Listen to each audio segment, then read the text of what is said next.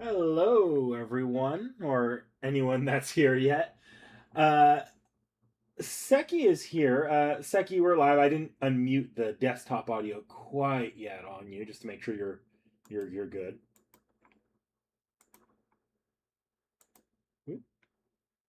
Are you there still, Seki?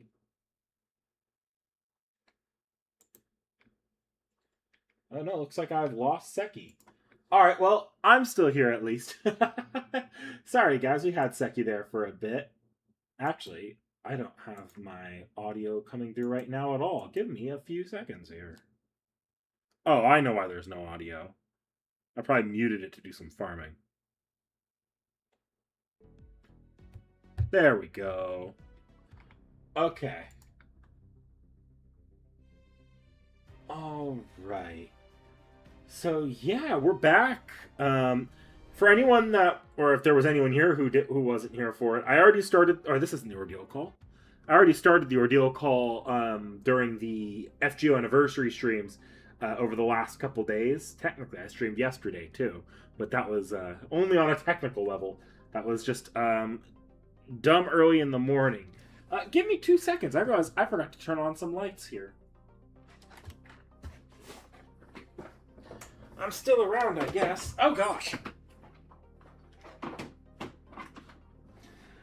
Note to self, the soundbar on the TV is not a stable place to hold on to when you lean forward. Oh, and that light's been on. I'm a mess, can you tell? There we go. Hopefully things don't keep falling apart on me.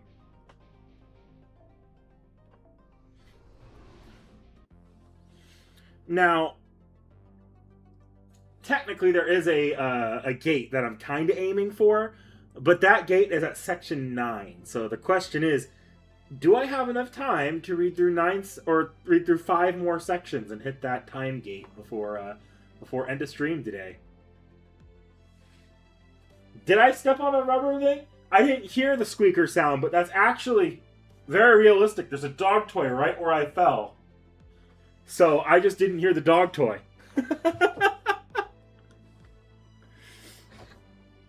Okay. I think I'm done slipping and stepping on dog toys now. Oh god, gross. They're still giving... What happened? I had 6 servants earlier. Why am I only getting 3 again?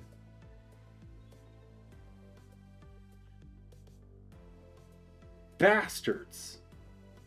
Okay. Switch to Morgan. Oh, I can just project this. Why do I... Guys, I don't know what I'm doing. I've streamed this, like, 2 times in the last few days, and somehow I'm not remembering to do basic shit. Step on... I had to have broken Legos around for me to step on broken Legos.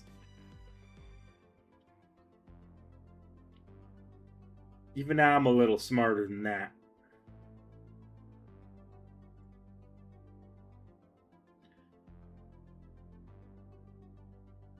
Okay. Where is... Where is first day of filming? There it is. Sweet. And why do you have Magical Girl Sapphire on? Definitely not the C.E.I. I'd have picked. Evidently I did, though. Hang on, let's just give you Necromancy. Necromancy Mash is an oldie, but a goodie. If I can find my copy of Necromancy. I'm blind today. There it is. The joke of Eric is dead. Look, he has to get his buff first.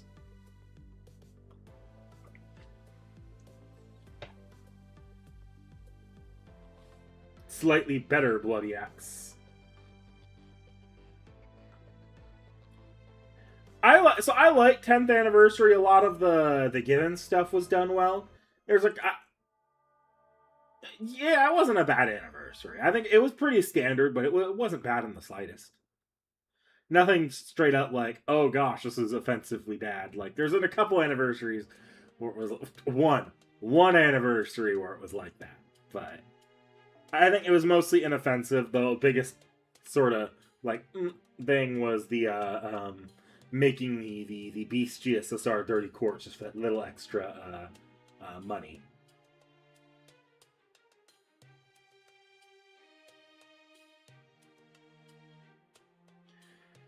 Yeah, summer is going to be a rough one. Okay, I got to get started on reading if I want to make good headway today. Okay, Master, we made it to the old Dubai without having to fight at all. In fact, it seems extremely peaceful here. At a glance, it looked like the original old Dubai.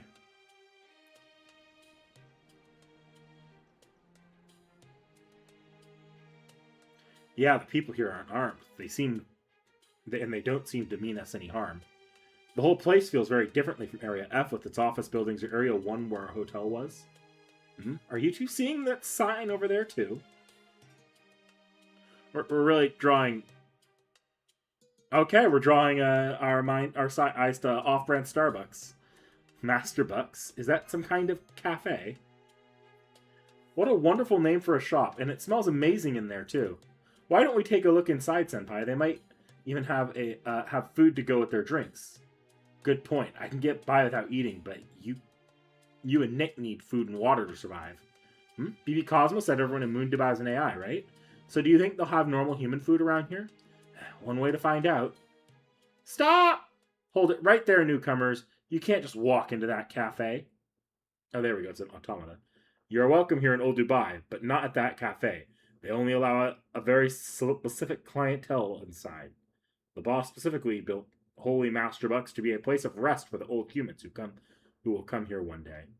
It's going to take newcomers like you at least a year to build up trust you need to set foot inside. You can start by collecting points at the shops in the main area. Not so fast, RE-17. There's something about these people that reminds me of the knights in Area F. Trust me, this organic frame gives me a sixth sense for this sort of thing. We can't let the other areas steal any more resources from Old Dubai. Let's see. Frozen Line, what's going on here? Never forgive Scotty SSR when she came.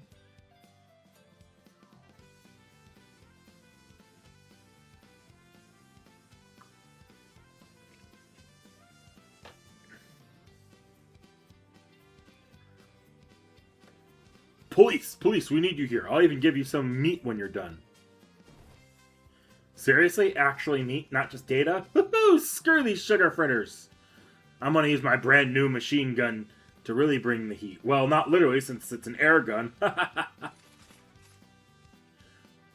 You were right to call us. Man, it's been so long since I had actual work to do.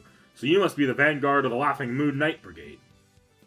Well, you won't be disturbing the peace on my watch. I'll prove to you that there's nothing more to being a police officer than just eating donuts.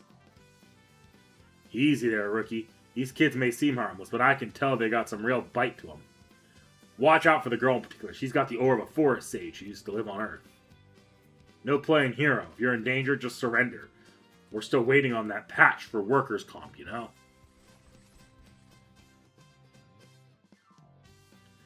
I wouldn't have guessed there are so many people in there. They seem like a very fun bunch. I agree, but I don't think we'll be making friends just yet. They're clearly itching for a fight. Alright, let's give them what they want, but try not to hurt too badly. I'm sure they'll hear us afterwards.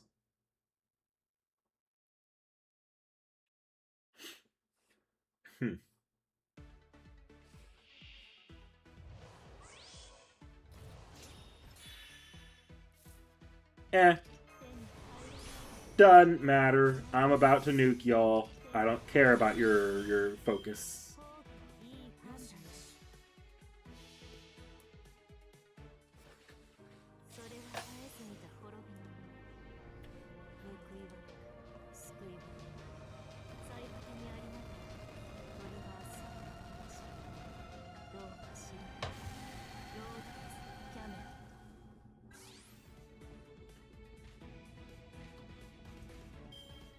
Jelly bellies. Oh, you mean those gosh, like the gun guy. I don't remember their name. What are they called? The Hornets?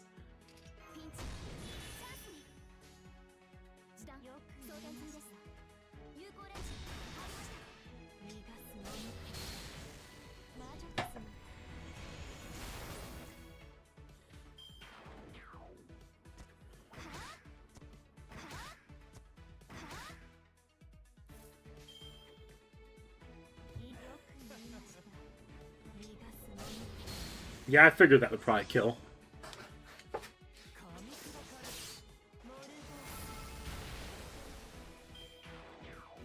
Inception is permanent, right?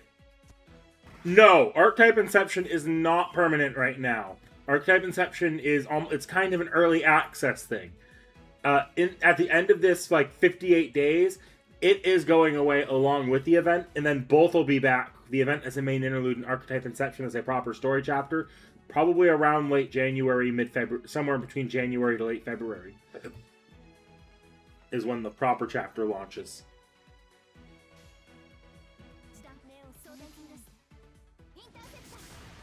Jelly belly is what tow truckers call cops. Ah, okay.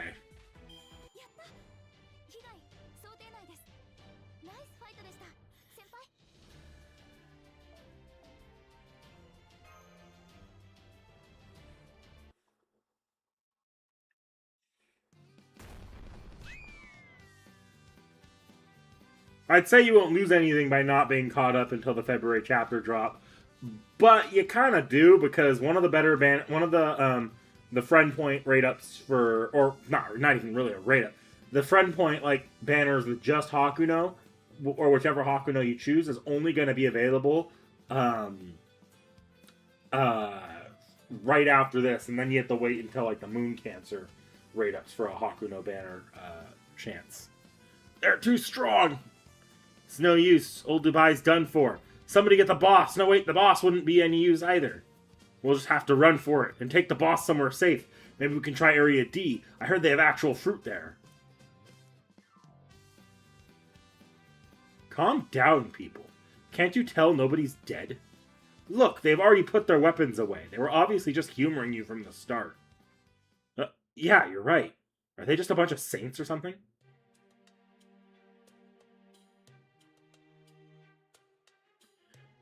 Anyway, that was painful to watch. I'd take an amateur school play over that any day of the week.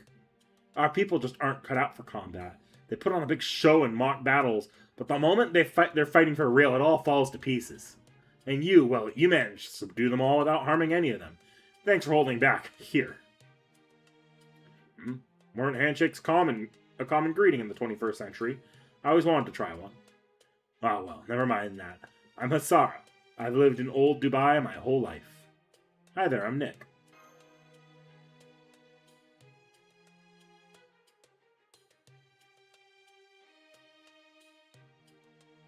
Thank you for the warm welcome. I'm Mash Curiolite. And I'm Bartholomew Roberts. I take it you're the boss these guys were talking about? I used to be, but not anymore. The title belongs to Jinako now. She told me all about you guys. You're the master who came here from Chaldea, right? Come with me, I'll take you to her. Oh, and don't worry about those guys. They'll heal up on their own. Did you hear that, Senpai? There's a lot we don't know about the Hisara person, but it looks like... Yeah, let's follow him.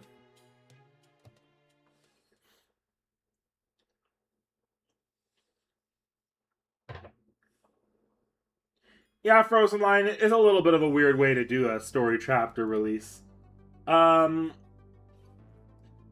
Especially because this isn't like a main interlude. Like, so you get this with main interludes sometimes, where it's a temporary thing. Like they did that with Tunguska, but Tunguska also wasn't a mandatory story chapter. This is going to be mandatory to play Ordeal Call 4.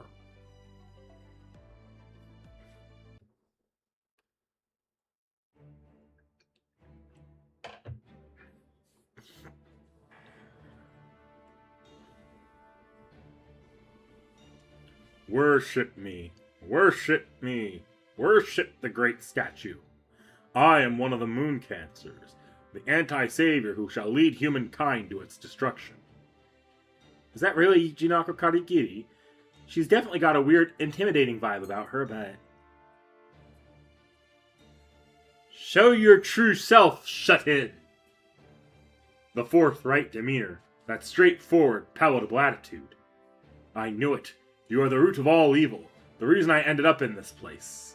You are Nick, the master who came here from that accursed Chaldea.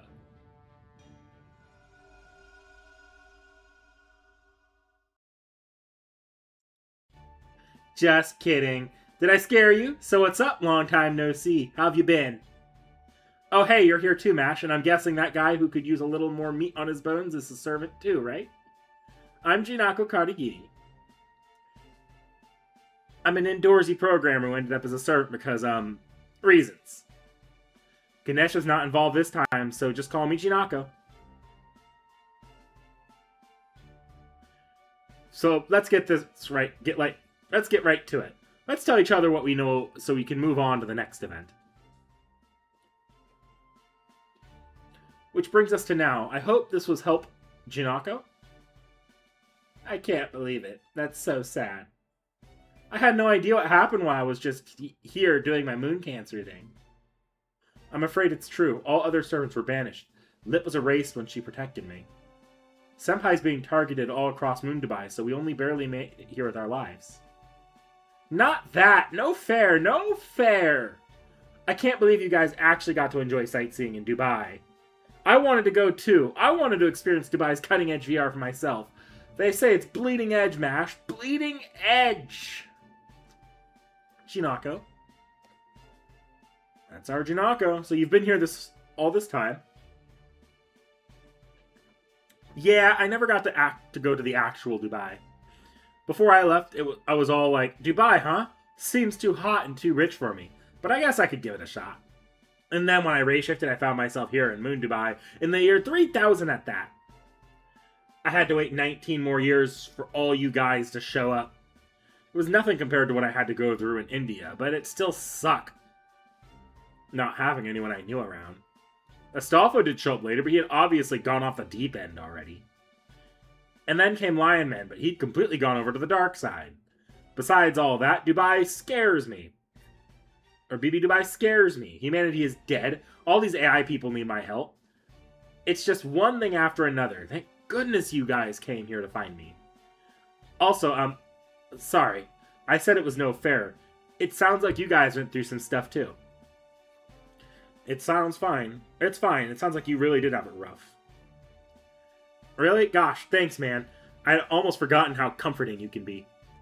Alright, now that you guys are here, how about we play some video games to celebrate our reunion? They've got this great racing game here that's retro for them, but it's super futuristic for you. Shinako, I understand your enthusiasm, but are you sure this is the time? Remember, you, the Chaldeans, even we, may as well be walking around with nooses around our neck. Good point. You're right, Hasara. We should start by laying everything out and making sure we are all on the same page. What would you like to know, Nick? I'll tell you as much as I can. Oh, what are moon cancers to Moon Dubai? There's actually two types of moon cancers here, natural and artificial. Natural types are obviously servants who are naturally moon cancers to begin with. Servants like me and the other candidate from Area H. Maybe Dubai didn't bring us naturals here. Moon Dubai itself called us here. It basically means we're on humanity's side, just like the heroic spirits who get summoned by the land in singularities and stuff. I think me being natural MC is also how I ended up being here straight from Chaldea. Anyway, the servants who got turned into moon cancers after arriving here are the artificial ones. The candidates from areas A, E, F, and I all used to be different classes. But BB Dubai changed them into moon cancers after they got accepted as candidates. So that's why Astolfo was a moon cancer. But BB Dubai also said the heroic spirits can't exist in this time period. So how did they materialize in Moon Dubai? BB Dubai woke up some AIs from as far back as 2400 to make them into masters. Astolfo's master is an upper-class citizen named Anthony. Area I's candidate's master is an ex-military man named Ben. Area A's master is an academic named Ryudai, and we still don't know anything about the master for Area E. Anyway, the servants who were brought here by Moon Dubai's masters have been running wild ever since they were summoned. Because according to their understanding, to help humanity, you must define how it ended. It's got them very fired up. You will not need to do Archetype Inception again. The progress in this chapter made once you're in the actual chapter itself sticks. So if you get cut off by the end of this, it'll just cut you off and you'll be stuck there until the chapter's proper drop, at which point you can pick up where you left off. The event, on the other hand, which I believe is still going to be required to play to do the chapter, that event you have to start from scratch if you didn't finish it the first time. And the event will reset when it comes back around, but it's not mandatory, at least not once you've already started, so. Jinok is the only candidate who decided not to think about the fact that humankind is gone. Instead, she chose to spend time here with us. That's why her campaign slogan is something half-assed like, they somehow went extinct while they were being shut-ins. Then you haven't been trying to advance the humankind extinction agenda like the other candidates? That's great, Janako. Well, I don't know how proud I can be this time. I was mostly just too scared to pick a side. At any rate, now we know why there are no fewer than 7 moon cancers out there.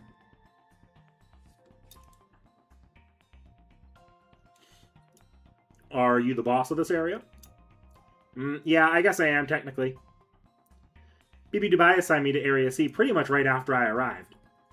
She said it was my duty as a moon cancer, but I didn't really have a goal or motivation or anything. The only reason I wound up as a boss is that the people here were nice enough to take me in and give me shelter. I'm still a servant after all, so I've been getting by these past 19 years saying, I'll take this seriously tomorrow. Don't be so modest, you may be pathetic, but you've been doing your best on your own way. We old Dubaians may be AIs, we don't support BB Dubai's policies. We don't want to see humankind eradicated. Unfortunately, that makes us outcasts here on the moon Dubai. Junaka's been keeping us safe ever since she got here, which isn't to say she's actually fought any battles herself. But by making this area the headquarters for her moon cancer campaign, she's also created a home for moderates like us. I see. So you've been fighting with words instead of fists. That explains why you're in statue form. Yep, I've been taking full advantage of Ganesha's intimidating aura there. What do you know about Moon Dubai? The city was built on the surface of the moon in 2600, at least in our timelines. It was modeled after the original Earth city of the same name. It was conceived as a cutting-edge city constructed in the desert with a combined total of human wisdom. Probably made for an inspiring promotional message back when they were first building a city on the moon. However, after all the humans on Earth were wiped out, Moon Dubai eventually stopped functioning as well. Then, in the year 3000, BB Dubai turned Moon Dubai's power back on and reactivated us AIs. Who exactly is BB Dubai? I wish we knew. There's no denying she's a city management AI like she claims. But when we woke up, she had completely taken over all of Moon Dubai, going well beyond just managing it. I'm grateful she reactivated us after we had shut down, but that doesn't mean I can support what she's doing. Not when she's been doing crazy things like creating moon cancers and holding the final boss of humanity's annihilation showdown. There are plenty of AIs out there who think she wiped out humankind herself. We long suspected there's something wrong with her, or that she might even be an imposter. So you're saying you think BB Dubai isn't from this world, but a BB from an entirely different one? Yeah, at first, I thought BB Dubai was just Chaldea's BB getting up to no good yet again. But now that you've told us Chaldea's BB exists independently, I'm even less sure what to do or what BB is than ever. Tell us about the final boss of humanity's Annihilation Showdown. It's an election campaign BB Dubai created. She says to choose exactly how humankind was wiped out. Voting only started after you guys showed up. But election campaigns have been happening for the last 19 years.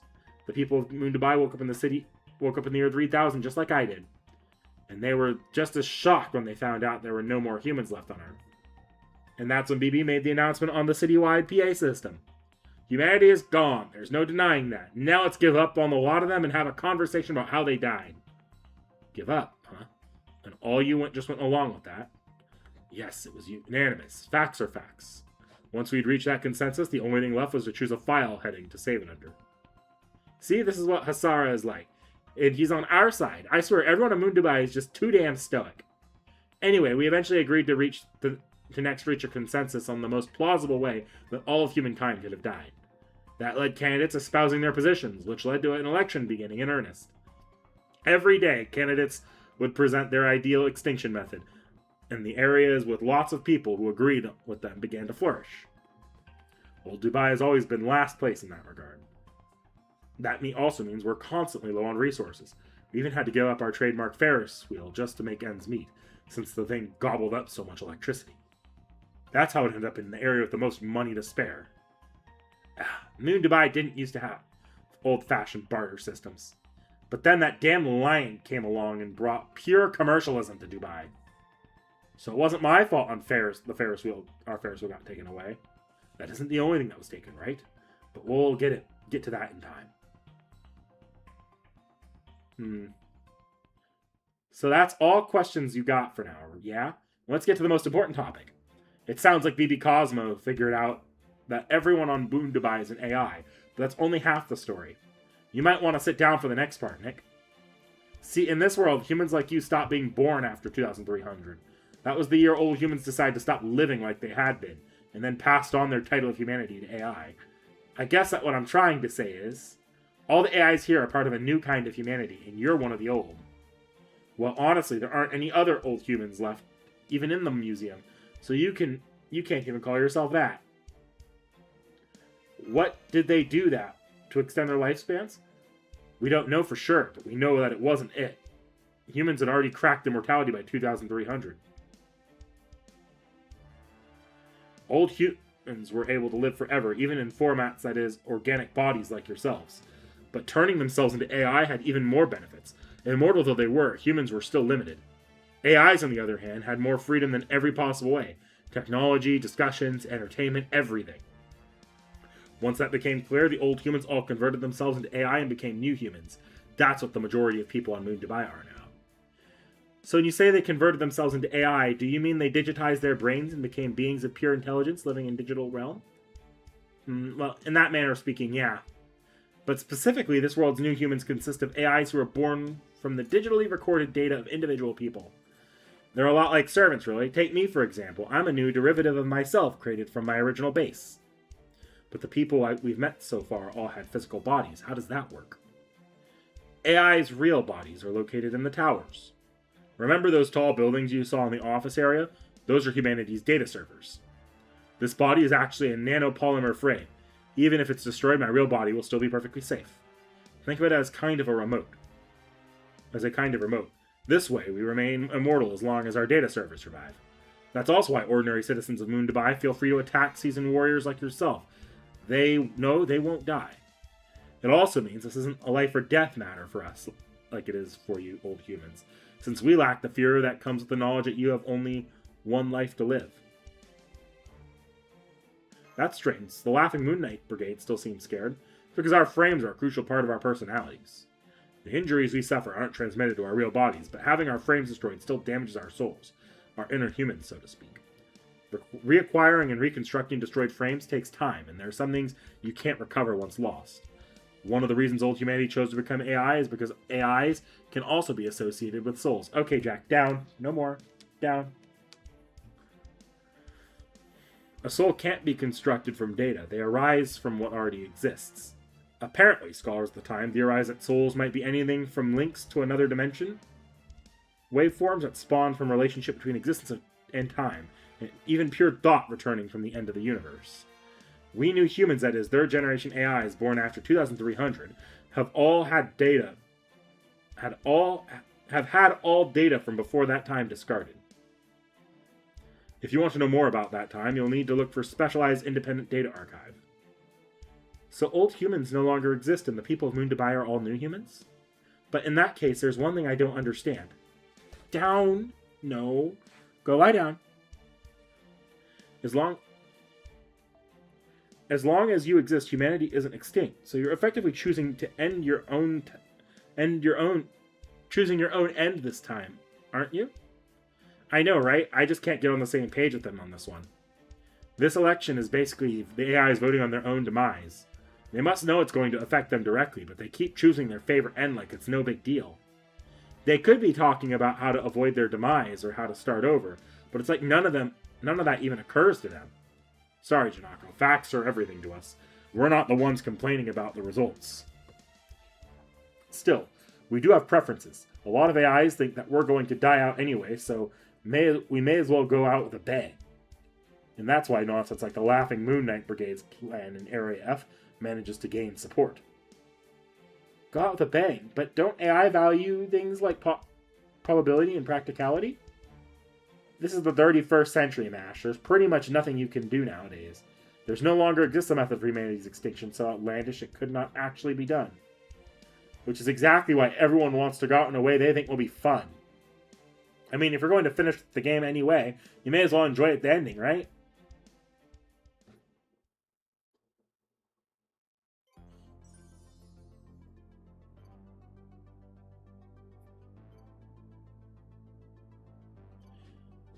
There's going to be a second stream, TR Origins. I'm streaming again. I'm streaming again on Thursday. I can't stream Wednesday, and I'm not going to be streaming through the time gate, so... yeah, no, it's just today just works out better for my schedule. Tomorrow, if I stay up too late, I have to be up real early again the next morning. It becomes a problem. It's easy. I have a little bit more freedom if I do it this early. Besides, I'm not actually that close to hitting the time gate. I'm only halfway through section 4, and we've been streaming 30 minutes. Right now, if I'm taking an hour a section, that's going to be a solid... If I stream till 10 or 11, that's still going to be only 3 or 4 sections. I might not hit the time gate.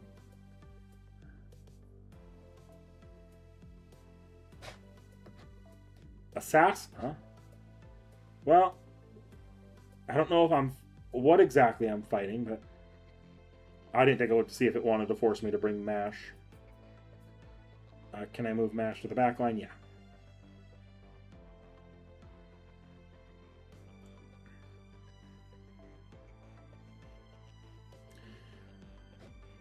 The fact that I have to also keep remaking my party is a little bit grating in this chapter.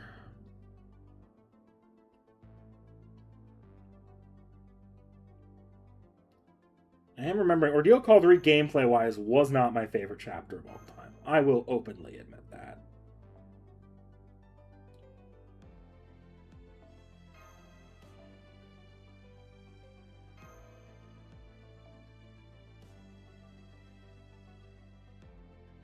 Ah, there it is.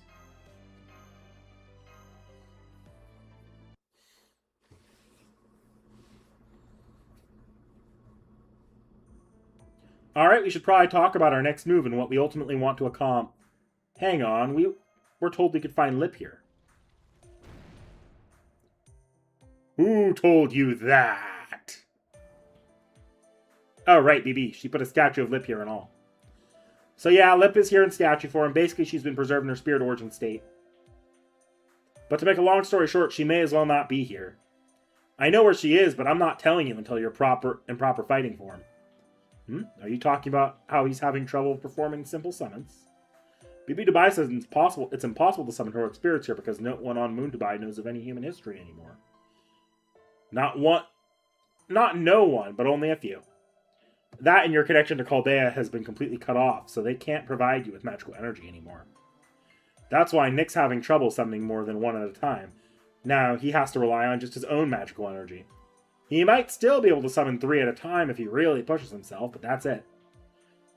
It's not that there's anything wrong with you, Nick. You're just low on resources. So if we could find a new source of magical energy, he'll be able to fight like he usually does again. Exactly. There's an easy fix for that, too. You should try it out tomorrow. I've already arranged for rooms for you guys, so for now, I say off. Take a load off. Old Dubai is your new home away from home.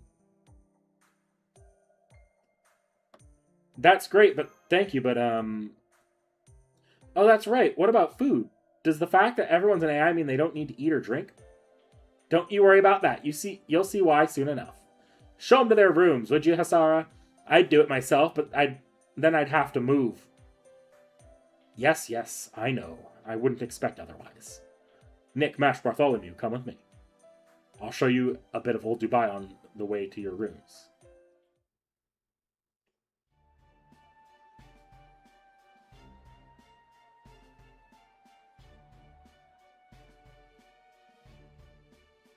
See anything you like, sir? How about this ancient GPU? Lots of AIs carry them around as good luck charms. What's that? Do we have any CPUs? Ha ha ha! Don't be silly! I'm so sorry, but today's art class was only in the morning. I'm going shopping for art supplies this afternoon, so yes. That's right, I'll be taking a cruise ship to Area D today. There I can head to get more paint there. There you go, being careless with your frame again. Your neuron's layer is way past its threshold. I know you're having fun, but you can't go around reforming every building in old Dubai. You need to rest too. There's an unregistered ship at the dock? They're requesting raw materials for repairs? Sure, I'll go. Those E-ships are first generation, right? I've always wanted to work on one of those. I can't believe there's still one in service. This is amazing. I didn't think I'd ever see one outside the museum. I see lots of people hard at work. There doesn't seem to be much of a difference between them and us, even though they're AIs. I see, so it seems like these were normal for old humans, huh? This is the only part of the city that's so noisy. As you've probably imagined, Moon Dubai, or rather new humans, have no need for labor. The entire point of inventing AI was to spare humanity the trouble of labor. Once AI took over everything, including giving birth, teaching, housework, creating, manufacturing, and transporting. People's happiness and quality of life grew by leaps and bounds, and wars became a thing of the past. International disputes, political problems, currency issues, all became things of the past. What?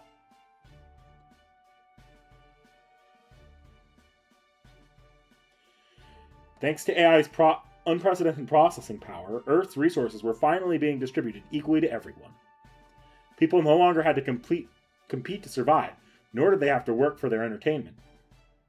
If people wanted something, they could just touch in a catalog and have it delivered, or made on the spot in under an hour. Unlike old humans, who I hear used to order things manually, then wait for them to be delivered, well, AI society is much more efficient. Before long, even the idea of transporting necessities faded.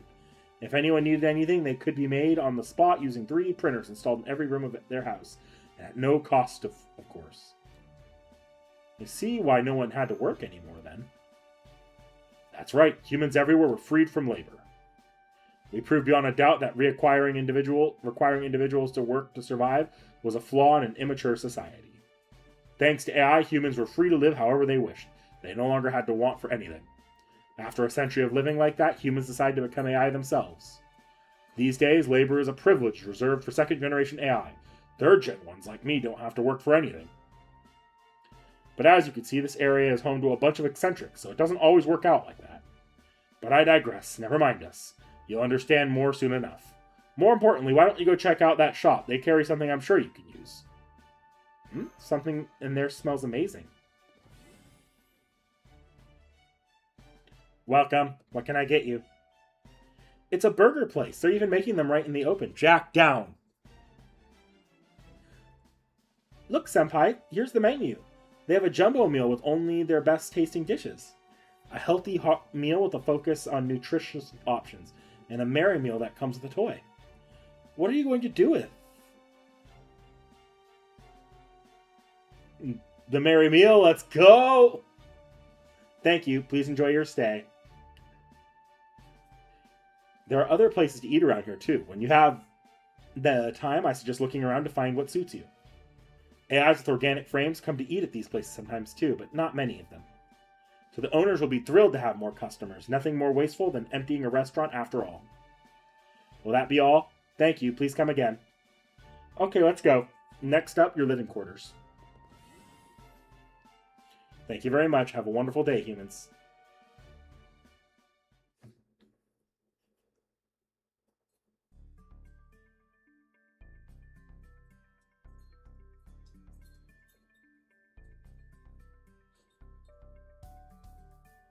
Here, this will be your space. Make yourselves at home. Jack down. No.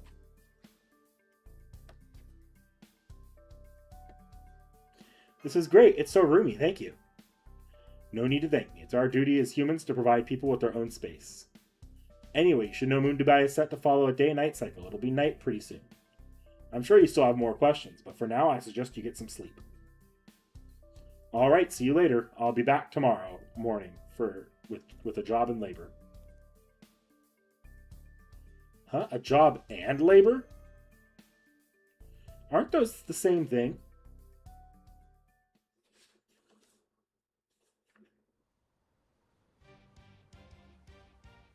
Remember what Jinako said. You can't summon servants easily, right? Now, because you lack resources. Huh? But unfortunately, Old Dubai doesn't have enough resources to share with you guys, so here's what you're gonna do. Huh? You're going to exterminate an oversized pest that also happens to contain a wealth of materials. A sandworm. I'm gonna do what? What's more, Mash is off on a different assignment, so she won't be able to help you. Now go on, fight. Show me what you're made of. You can take it easy on an enemy like this. If things look dire, don't be afraid to use your command spells. Oh, so I didn't have to bring Mash at all. Whatever. Why did they say use my command spells? Think I'm gonna use my command spells on a mini-boss?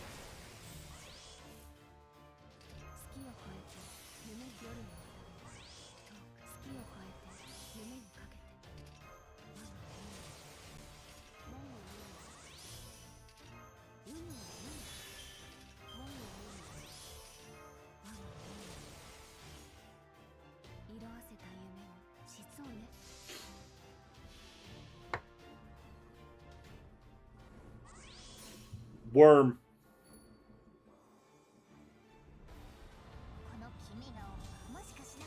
Yes, you are staring at an angel, Robin.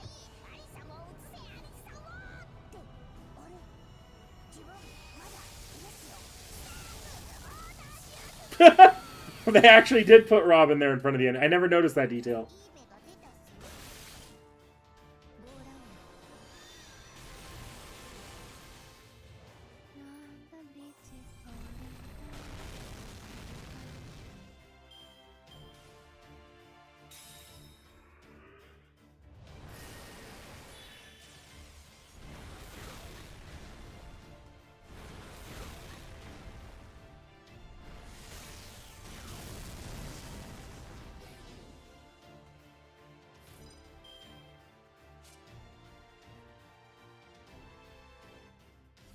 You have 5 invincibles. Oh, that's annoying.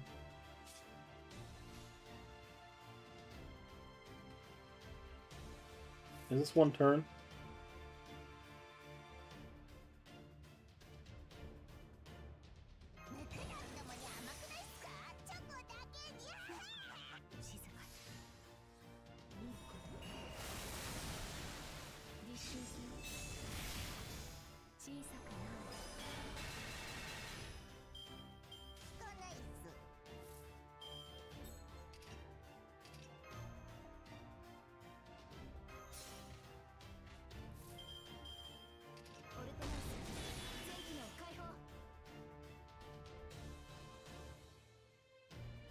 Should be 2 left, right?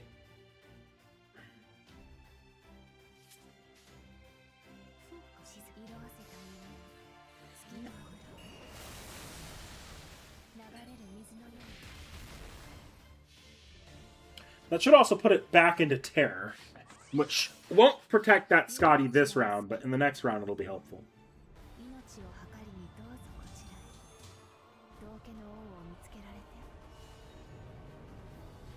Yeah, I remember having to fight a billion of these guys.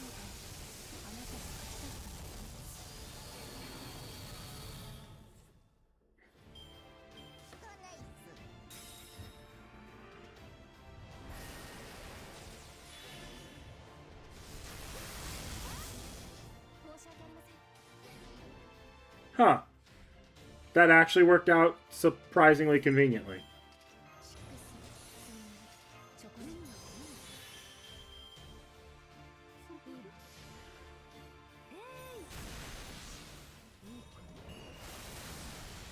Especially given that by the time that terror comes off, I'm still gonna have my my Robin up, and then in theory, if I had managed to get a charge back, I could have used it here and knocked it back into terror again. But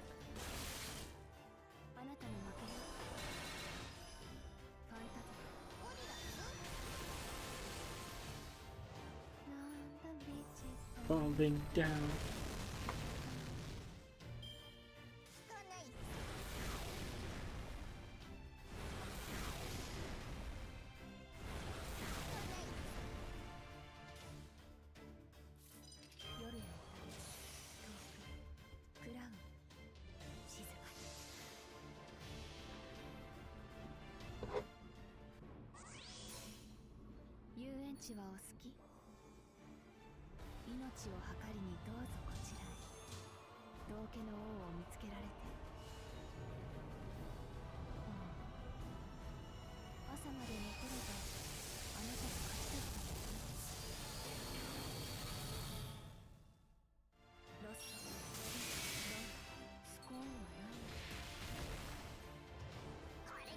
And the sandworm is dead.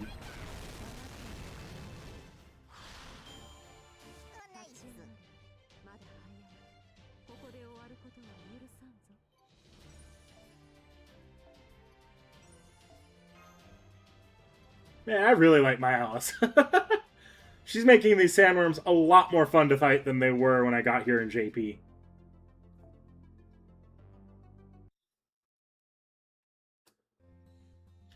What a haul! What a thing seeing a master from back when there were no restrictions on fighting instincts. Now I'll split the resources we got from the sandworm right down the middle and use them to charge Master's shield. You win, we win, everyone wins. Thanks for the help. We'll be counting on you to do this every day. So this is what you meant by labor. That's right, you got labor, Mash has got a job. And Bartholomew's here for fun, I guess. Hey, now that's not fair. I might have been only steering the sand ship, but that's still a perfectly good job, right? I thought so at first. Yes, the thing is, your stress levels were practically nil. Not to mention the ship's guide told us you were just shooting the breeze with her in the report.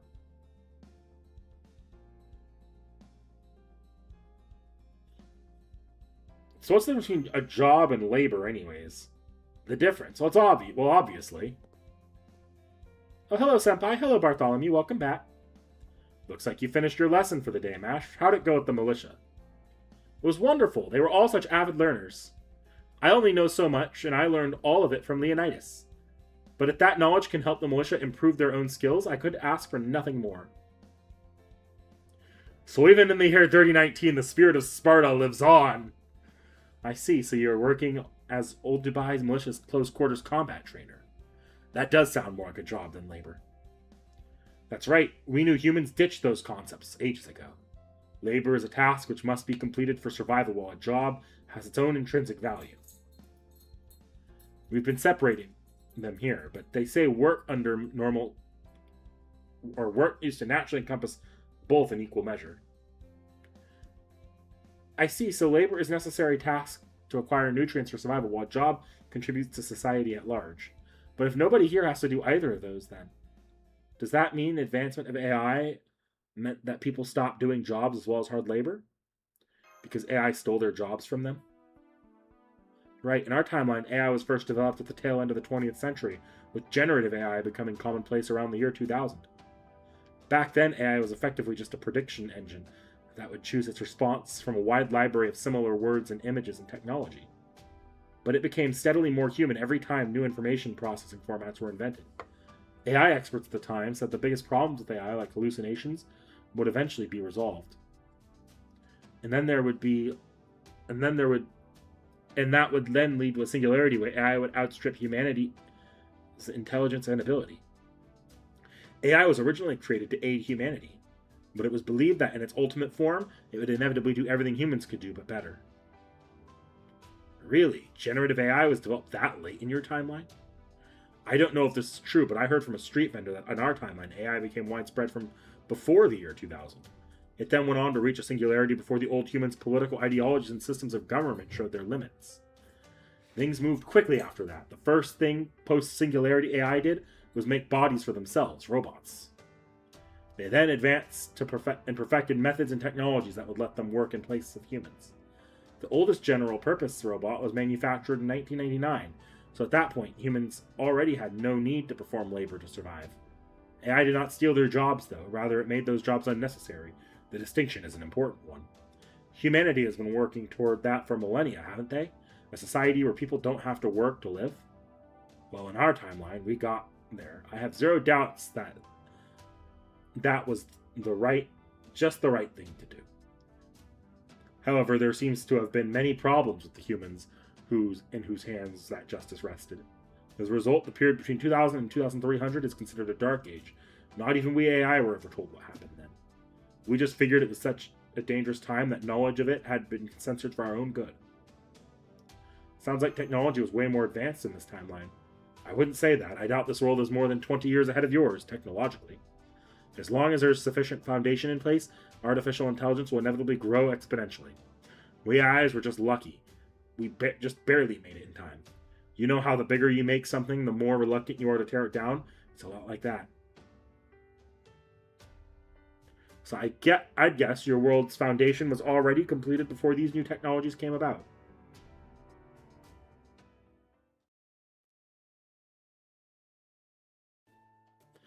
Thank you for the wonderful dinner.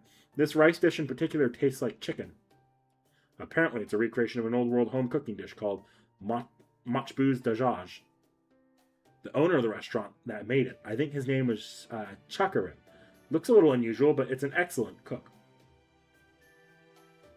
I finally feel like I can catch my breath. Alright, we should probably discuss our next move now. Right, we need to escape. We escaped Old Dubai to hide from the moon cancers. The moon cancers in this area, Jinako, had no intention of participating in the final boss of humanity's annihilation showdown. Instead, she's sheltering us from the other candidates. Our only way back to Chaldea is to change this world's foundation of humanity value. And I'm also wondering if we should do something about this contest of BBs. Yeah, if this world might belong to a different timeline than ours, but I really don't like it at all. All this talk about determining the way humanity went extinct. I worry it could even affect our future if we're unlucky enough. So if we can stop this election, I think we should. I'm also wondering the other servants BB Dubai banished are okay. Yeah, they were all hurt pretty badly. But anyway, we should focus on laying low for now. I say we stay here and build strength up until Nick can perform simple summons again without issue. What about going to investigate the other areas? I'm wondering about those too, especially Area E given its high approval rating. This isn't the time to be hasty though. Better to let Jinako handle these kinds of investigations. Then we're agreed. We'll be staying in Old Dubai for the next several days. It'll be a good chance to get familiar with life in Moon Dubai. Alright, let's get some rest so we can go back to work tomorrow.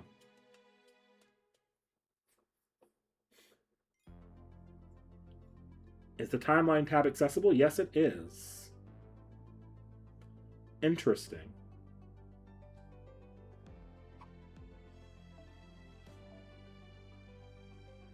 Oh, it wants a moon cancer here.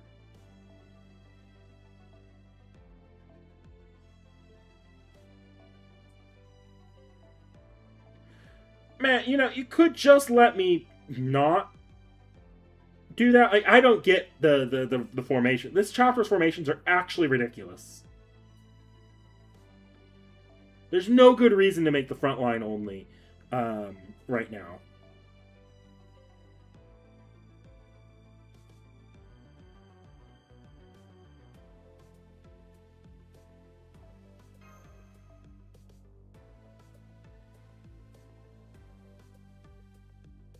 And the amount of setting up your team for every individual chapter, it's just tedious.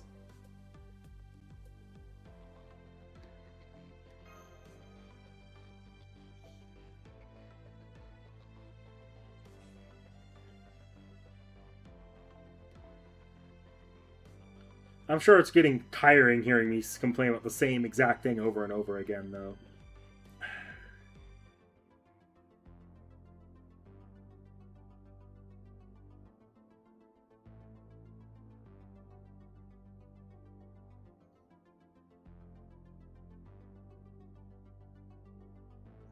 Hang on, I'm actually going to change up what I'm doing a little bit. Sure, you. I'm actually not that far from getting you to Bond 9, so may as well stick you in the front line.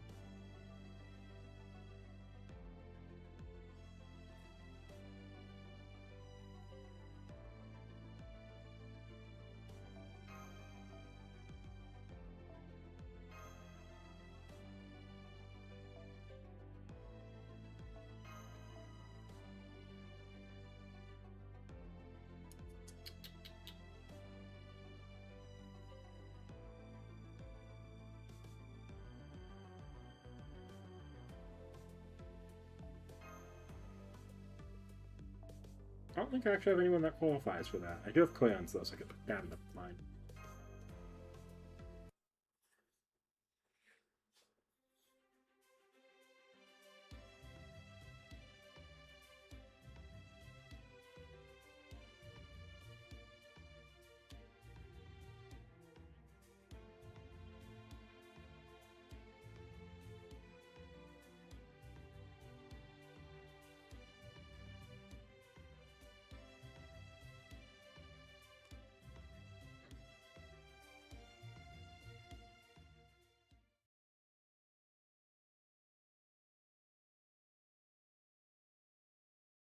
Well, Dubai, day 7.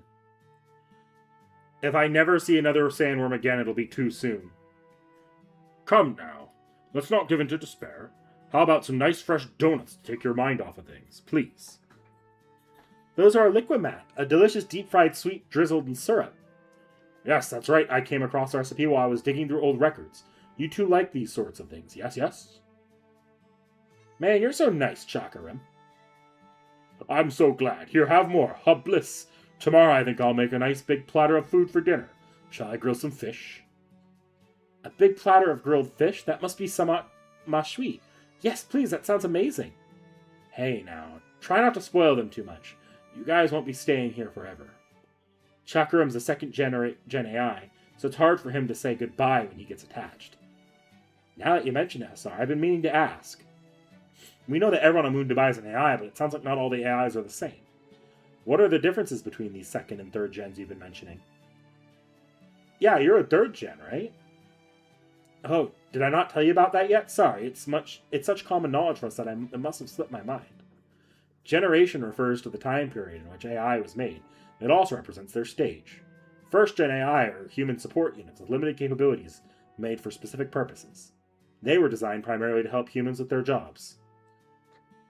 You've seen the barista robots at Masterbucks, right? That's a first gen. What about our sandship guy then? Is she first gen too? Her? Well, I guess you could say that. Anyway, second gens are more advanced AIs that were designed to possess minds and abilities similar to humans. They go beyond mere support for humans and are more full partners. There are even historical accounts of old humans marrying second gen AIs. That actually turned out to be something of a societal problem, which resulted in all second gens using non-humanoid body types for their frames. Really? So that's why you have a camel's face, Chakram? I thought that was just a mask you were wearing because you love camels so much. Nope, this is my real face. Have you actually seen a living camel before, Mash? You have? That makes me so happy. I do love camels, so I'm thrilled to have you say I can have a camel's face. I'm so sorry, I didn't realize it was your real face and that you were so proud of it. That's okay. Your face has a lovely shape too, Mash. So does yours, Nick. They seem different somehow from the ones on third gen frames. Well, that's no surprise. A third gen's body is just an imitation. On which note, third gen AIs have advanced from being human partners to a new type of full-blown human in their own right. That being said, first and second gens are citizens of Moon Dubai just like we are. There's no hierarchy among generations. We're all equal and we all share the same goal. We just happen to have different purposes. What goal is that? To replace humans. That's the reason we were created. While we're at it, can I ask you one more question?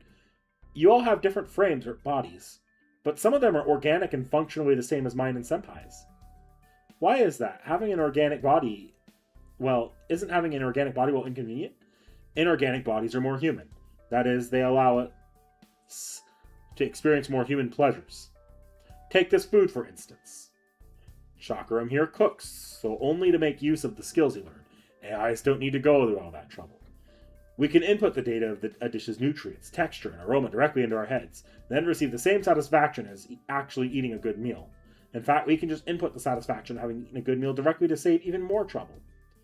But after we checked the math, one area did stand out as having a clear difference between your data and reality. Oh, what was that? Stress. Meals are means of replenishing the energy needed to be active. That's just as true for AIs, even in our different formats. But when old humans ate, they didn't just replenish energy, they also helped them recover from stress. Just like organic bodies have stresses unique to them, there exists stresses unique to AI. And you can't experience that difference without an organic body of your own. No matter how much we've tried electron-based neural network, we can't replicate the phenomena of recovering from stress by eating. All that is why some third gens decide to use organic frames to close and design as close to design to old humans as possible. You guys might be jealous of our immortality, but we're just as jealous about your ability to increase your own happiness by doing something as simple as eating. I see. So is your frame organic too, Hasara? Only about 10%. My only organic parts are my skin and my brain. I didn't choose to experience the joys of eating. Master Nick, Miss Mash, Bartholomew. Sorry to interrupt you during your lunch break. The Laughing Moon Knight Brigade is attacking us from the neighboring area. We can't understand their overwhelming violent nature on our own. Will you help us? This will be a perfect post-meal workout, understand?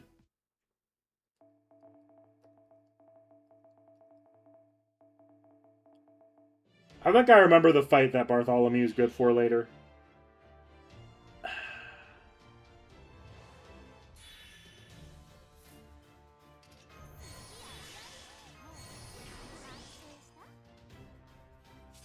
I won't be getting that back, so I'm going to hold on to that for a second. I don't need to pop that yet.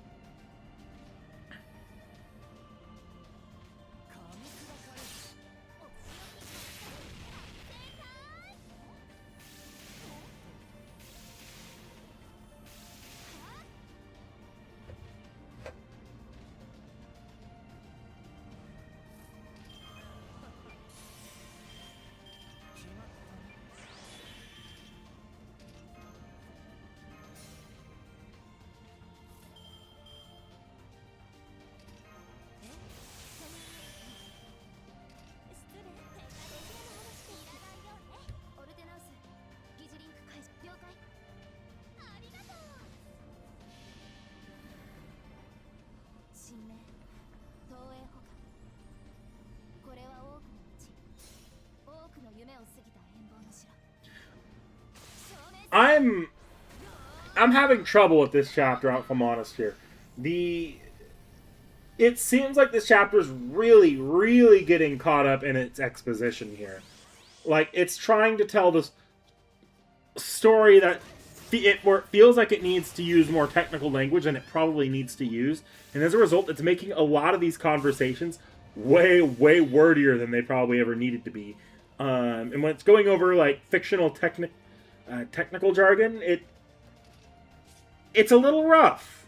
It's a little bit rough. That's all I gotta say about that.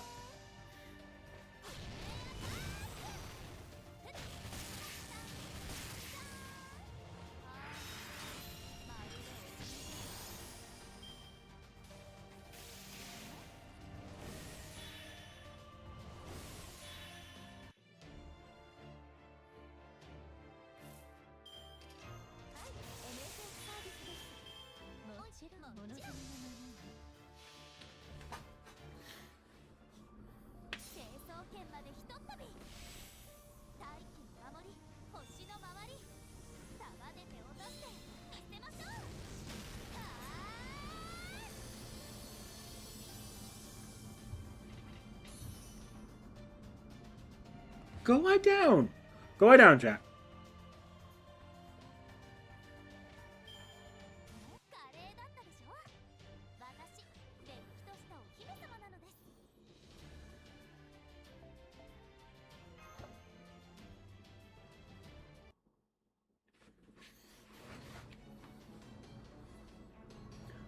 Understood. Exploding now. What? It worked!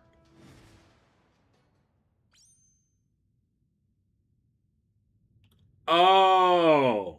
That's dumb.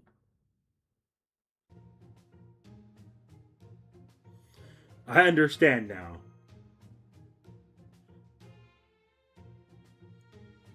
Thank you, Master Nick.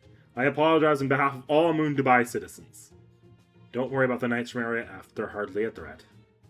Our area may be weak, but so is theirs. Plus, they need to contend with an untamable monster. As long as King Protea is there, I doubt Area F will ever gain any new supporters. So she's being a good deterrent then. That's my Protea. I knew she was no ordinary girl with a hidden eye. That said, the other areas probably know you're here in Old Dubai by now. Nick, it won't be long before the other moon cancers make a move. I'm afraid this might be the last quiet meal you have for a while.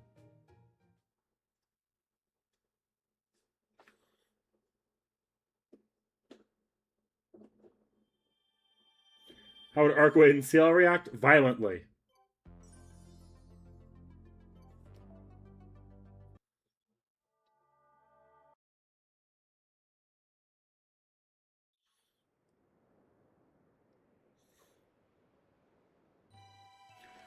Scorching sunlight, the rustle of dry wind over the dunes. All clear on the western desert once again. Man, it sure has been peaceful around here ever since Shinako's guest started taking out all those sandworms. Hey, how come the wind's so strong out here in the desert anyway?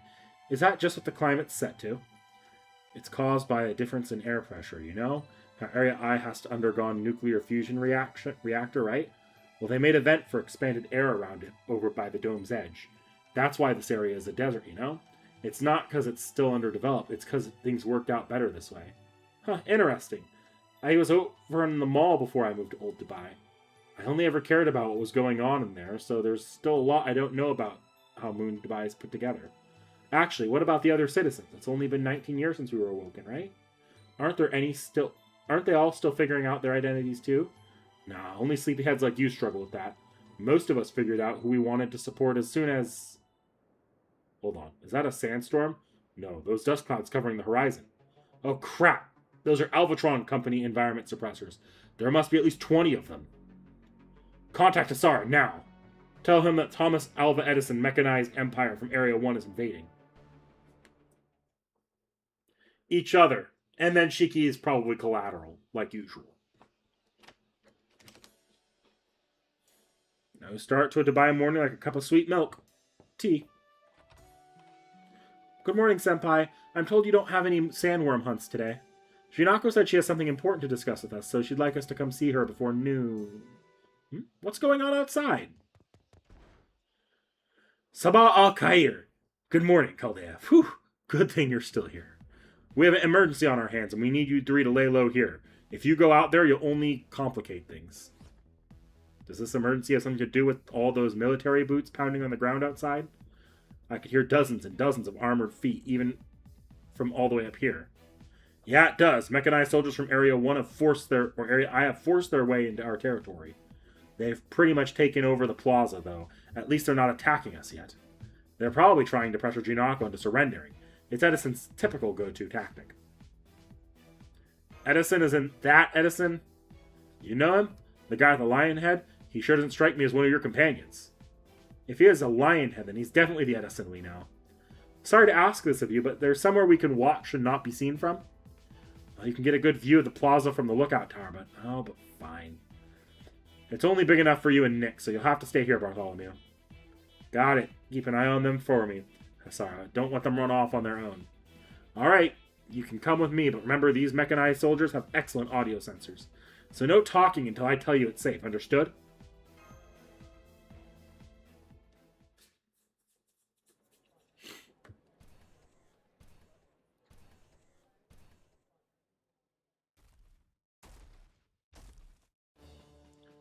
Oh, so sandy, so dusty, so rustic. So typical of limited urban development capacity of our pathetic, puny political party. This place hasn't changed one iota since the last time I was here. What a tragedy that is, the best a pure-blooded moon cancer area can do. Well, worry not, people of Dubai. I would never leave you in the grip of such mediocrity.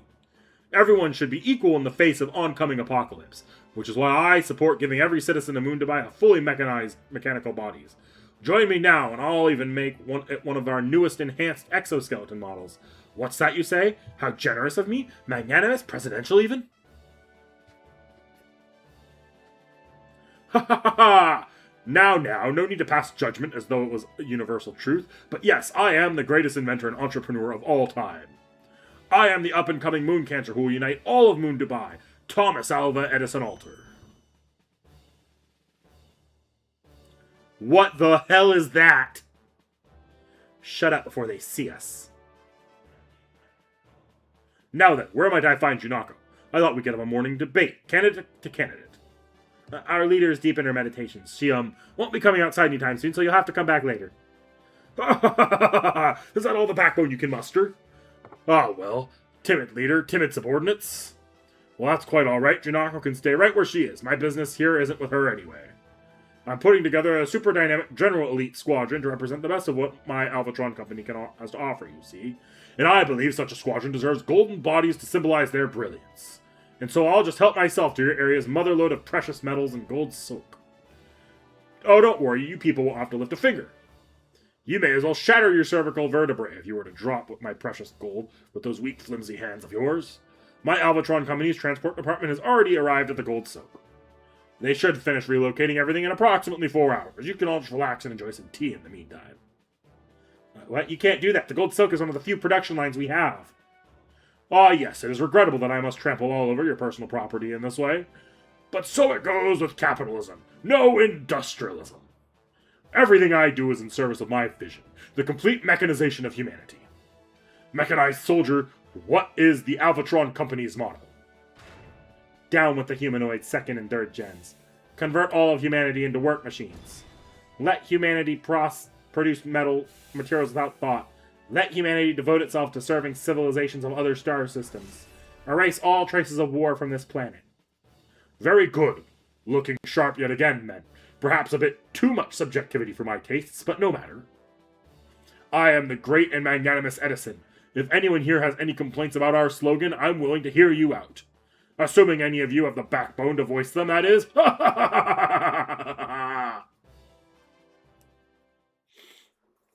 Really is American. No. Go lie down. Why are you so affectionate right now? I just cuddled with you for like an hour before the stream. What's wrong?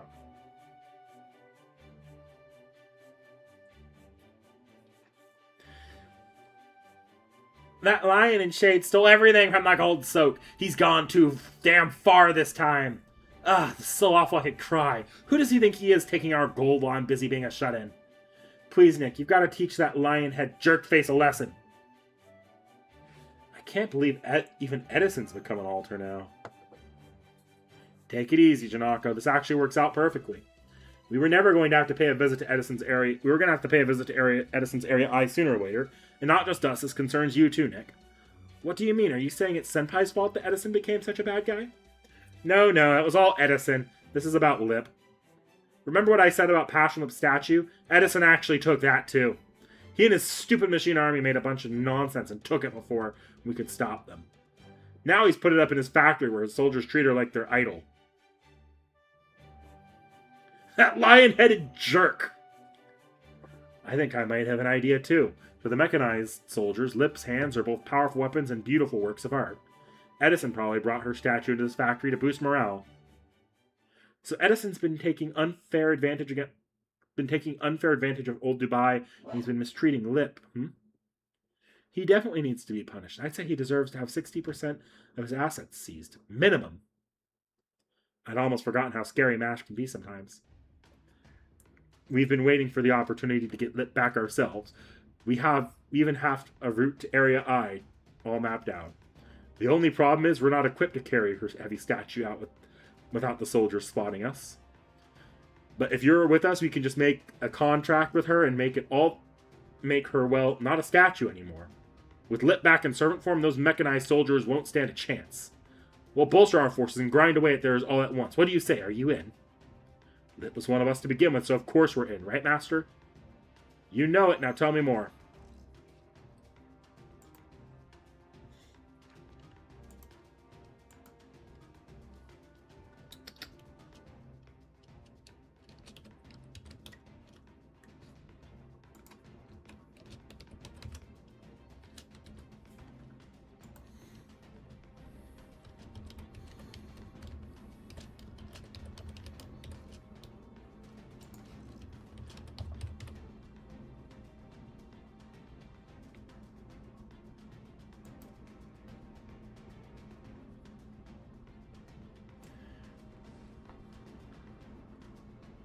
Alright, I knew you'd agree, but thanks just the same, Nick.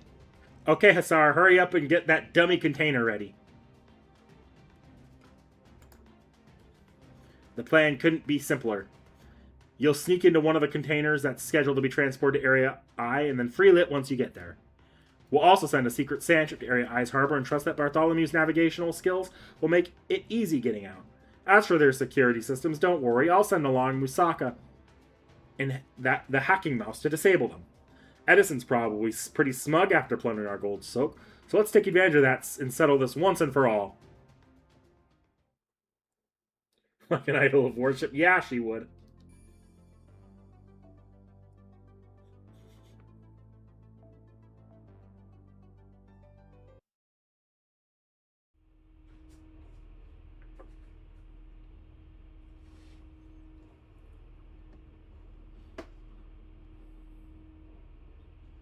It's really hot in here. It's been 2 hours since we boarded this container. Assuming everything's gone to plan, we should be in the factory by now. I can hear those mechanized soldiers outside. Sounds like it's almost time to make our move. They said this container should be taken to Zone 21, where Lip's been put on display, right? Right. Jinako's acquired a map of the factory before we left, and Hasara's team calculated the transport route for us. Their calculations are so exact they bordered on outright prognostication. Even just for life in Old Dubai, they seem as accurate as one of Sheba's observations in the future. Alright, I keep forgetting that there actually are incredibly advanced AI. I'm completely on board with their plan too, but there was one threat they couldn't account for. My heart's beating so fast I'm actually having a little trouble breathing. I'm a little worried it might slow me down. Oh no, are you feeling motion sick? I thought you'd be used to swaying like this. It's not that. Your hidden eye is always a sight to behold, but it's even more beautiful now. I don't suppose you could stay in Ortnax the whole time we're in Moon Dubai, could you? No, I can't. Suiting up like this takes a lot of Master's magical energy, so... Gotcha, then I'll have to really focus on this moment so I can remember in perfect detail. Maybe they should mechanize the pirate first. The container is stopped. I'm not picking up any heat signatures of mechanized soldiers outside.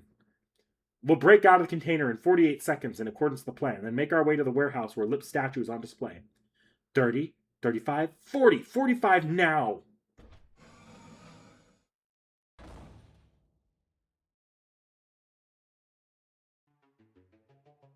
This factory. Yeah, the output here must be something else. This doesn't seem connected to Moon Dubai's technology. It's completely automated. No AI in sight. Hang on, that's weird. Every facility we've seen in Moon Dubai so far has been staffed by AI. Even the Marion Hotel is no exception. Why haven't they automated more of their workforce? Good question. With their advanced engineering, it would be easy for them. That is one fat fly in my apartment. Holy shit.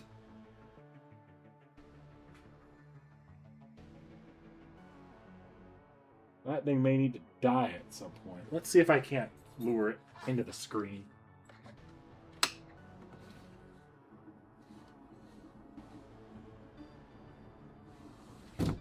Alright, it's stuck there now.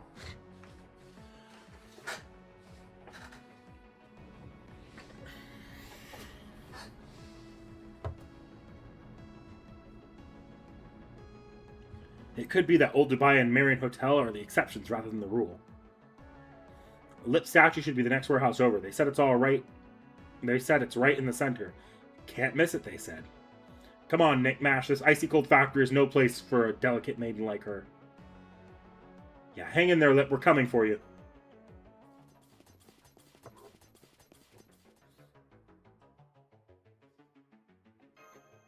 I don't see her anywhere.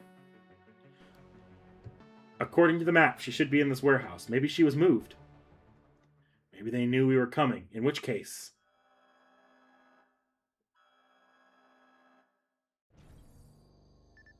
Unregistered workers detected. There are 0 factory tours scheduled for today.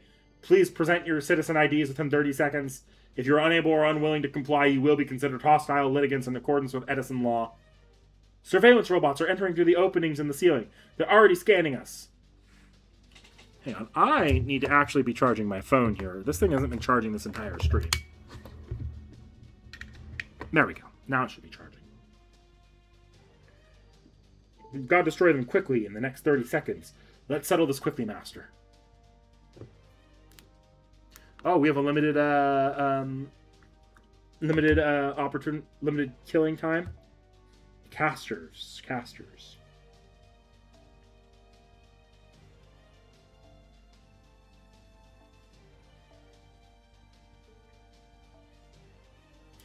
So my instinct immediately is to bring Ushi, but knowing that it's these are probably AoE, maybe it's not a good idea to bring Ushi.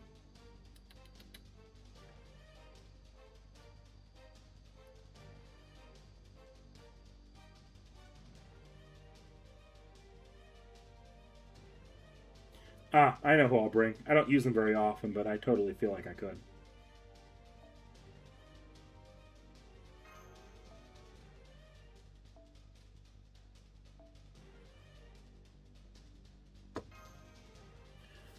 He can solo this with buffs? Interesting.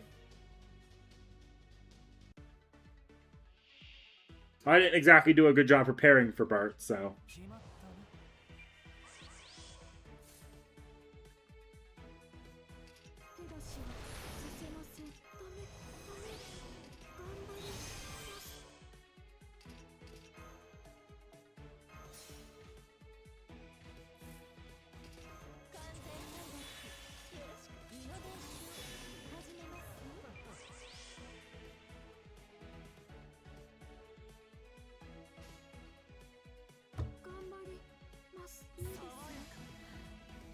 No, this is a hard-looking map in the first place. Or level in the first place.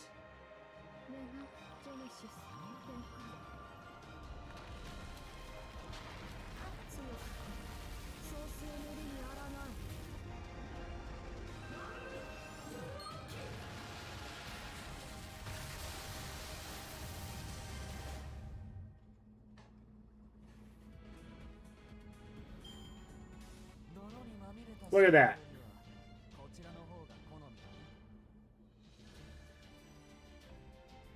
Look at that. 2 free cent quartz as well on top of that.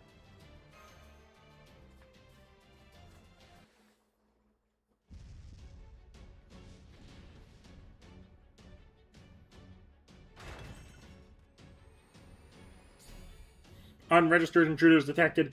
Please present your citizen IDs within 30 seconds. Unregistered criminals detected. Please present your citizen IDs within 40 seconds. Unregistered destroyers detected. Please present your citizen IDs within 50... Never mind. Initiating extermination. Just talk about tyranny of the majority. There's no problem individually. They just keep coming. They're going to sound the alert. We have to do something before the mechanized soldiers show up. Should we fight or retreat?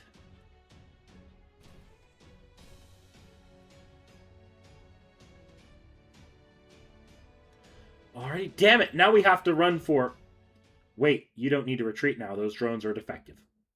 The more of them that are active, the longer it'll take them to sound the alert. It takes a lot of processing power for them to assess the situation.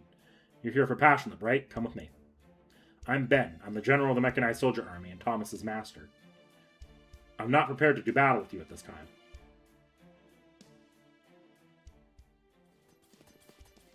I'm seeing a pattern here that none of the masters actually want humanity to be exterminated. No need to introduce yourselves. You don't have much time. It won't be long before they detect you. Passionate statues in Zone 26, not Zone 21 where you just were. You have a map of the factory, right? Then use it to take the shortest possible route to her before Thomas shows up. Thank you, but why are you helping us? It's a matter of principle. I'm not doing this for you. I'm doing this for Passionate. She might be an AI being, but she's not like us, and she's obviously not like the mechanized soldiers either. She was born from something not at all human. It's only a matter of time before Area 1 or Area I becomes a battlefield. She shouldn't be here when that happens. Why? Because she's not cut out for fighting? No, as a weapon, Passionate's capacity for destruction is astonishing. She is most assuredly suited for combat. That's why Thomas seized her from Area C. But the idea of sending her into battle disgusts me in a way I can't ignore. Does this mean you and Thomas Alva Edison have had a falling out? No, the matter of Passionate is our only difference in opinion. I am just as much an advocate for Thomas's vision as any of my fellow AIs who volunteered to be mechanized. I understand his ideals, his method of extinction would result in humanity having meant something. Go. This is the last peaceful talk you and I will ever have. One last thing. Don't you believe Edison is behaving strangely? I don't know what you mean. Thomas is very avatar of intelligence and rationality. As far as I can tell, he behaves exactly as the same now as he did when I first summoned him on behalf of the citizens of Moon Dubai. Having said that, he was a different class at that time, a caster. Once he became a Moon Cancer after hearing Bibi Dubai's explanation, he began harboring intense anger towards death. Or rather, towards the concept of parting with one's neighbors. That's all I have to say. My involvement with this matter ends here. We may be enemies, but I wish you luck nonetheless.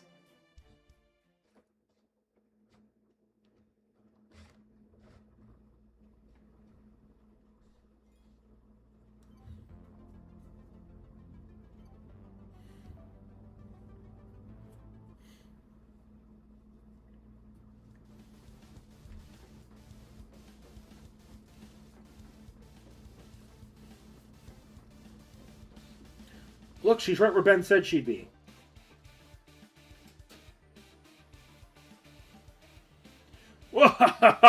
Who should the spies skulking around my factory turn out to be but the old humans of Chaldea? Thank you for saving me the trouble of searching for you. Thank you for being so astoundingly foolish. As a token of my appreciation, I shall let you gaze upon the fruits of my Alvatron Company's labor before sending you to your demise. Tell me what you think of my awe-inspiring production line, my unparalleled military force.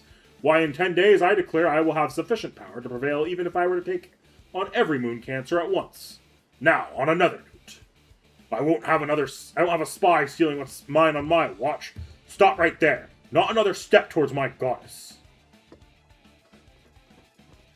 How is he so fast with all that bulk? Is he wearing skates or something? It's called linear movement, you ignoramus. Now give yourselves up already. Go on, Senpai. We'll hold them back while you get to lip. Thanks, Mash.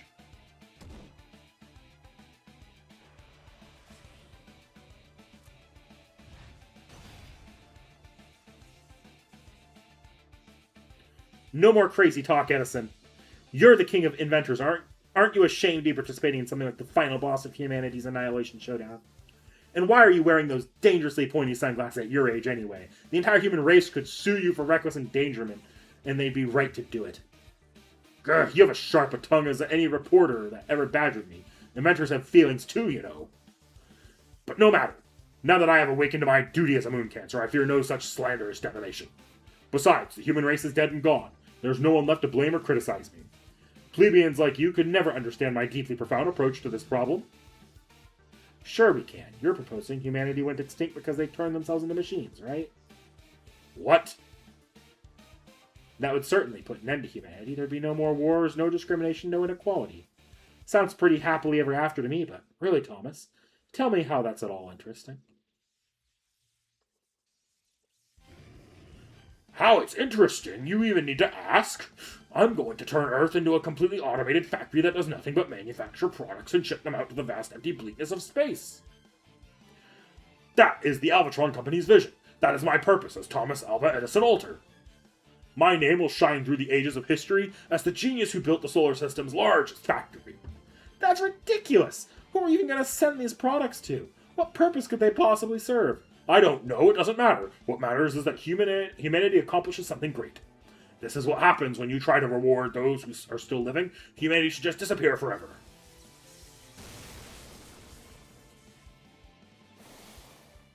Yeah. Those are some impressive defenses. I'll add them to my collection once I... A universe-wide cash-on-delivery scam? Not on my watch.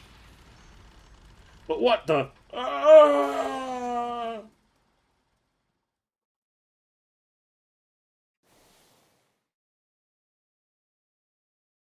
Now to follow Janako's instructions. Passion Lip's statue is kind of like a time capsule. She has been summoned as a servant, yet exists without a master. Is Lip's mind, her software, if you will, that guided you around 2030 Dubai. Thus, if you reinstall that software into her frame, her hardware, she should reboot. Raise thy command spell. Brandish thy command spell. And Passion Lip shall awaken. Awaken! At least I think. If not, I feel bad.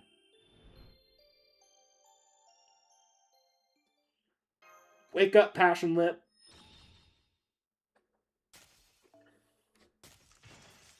Oop.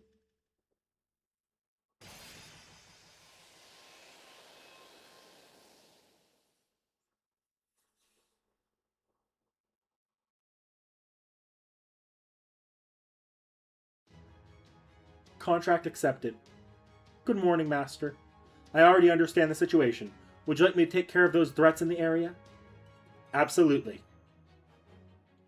50 enemy units located in the field of view. Activating skill, Trash and Crush.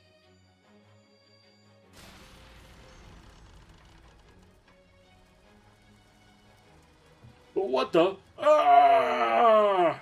My army, it's being condensed! What a horrific way to go. I'm still picking up their signals, but it looks like Edison and his mechanized army have vanished. That was Lip's compression codec. I've never seen its output so high before. Welcome back, Lip. Thank you for saving us once again. No need to thank me. I was merely following my master's orders. Nice to meet you, Shielder. I am Passionate, the alter ego of love and hatred.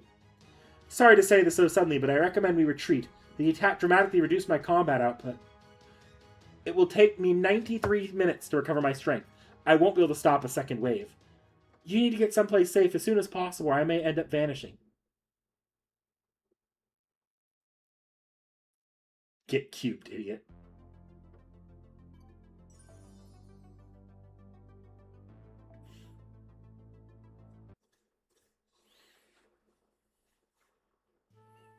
Thank you for filling me in, Icy. So this is the second time I've saved your lives. I'm glad to know our relationship sounds so positive. By the way, Master, Nick, am I right to assume you wish to continue our contract since you woke me with your command spells? Of course. Then please keep our magical energy bypass open. It may not be much, but it's better than nothing. Now that I've informed you of our current status, I'm going back to sleep until my magical energy is back to 90%. I knew this was a possibility, but I didn't think she'd get reset quite like this. It's not just her memories that are gone, she's lost her individuality as well. She's more like the alter ego of indifference now. Who knew you could have ego without feelings? This isn't a joke, BB. What can we do? Sorry, but I'm afraid that's beyond even me. She can't get her memories back because she doesn't have any in the first place. She's only just awakened to the world. You'll just have to come to terms with the fact that she's a new Passionate who doesn't yet know any of you. Mash, speaking as an AI, I appreciate that you care so much, but please don't be so too sad. The Sakura Five are all supporters and partners to humanity, just like I am. They may not look like it, but they are machines. If one breaks, a new one can take its place. No matter how carefully you handle them, or how much you love or shower them with, or how much love you shower them with, they can always be replaced. Humans might find that sad, but believe it or not, it's actually something we're proud of. The very fact Passionate was able to save you all again is a badge of honor as far as she's concerned. Yes, you're right. Lip is still Lip, even if she doesn't remember the summer we spent together. So all we need to do now is convey to her how much we care for and appreciate her. Yeah, she might be different, but she's still Lip. Good point. Lip might speak differently now, but her heart's still in the same place. Right now, what's more important is how we relate to her. Thank you, BB. This was helpful. I appreciate your coming all the way back to the ship to check in with us, too. Sounds like you haven't had much luck on your end, though. Aw, Bartholomew! You really know how to hit where it hurts, don't you? Alright, I can give you a little more useful intel.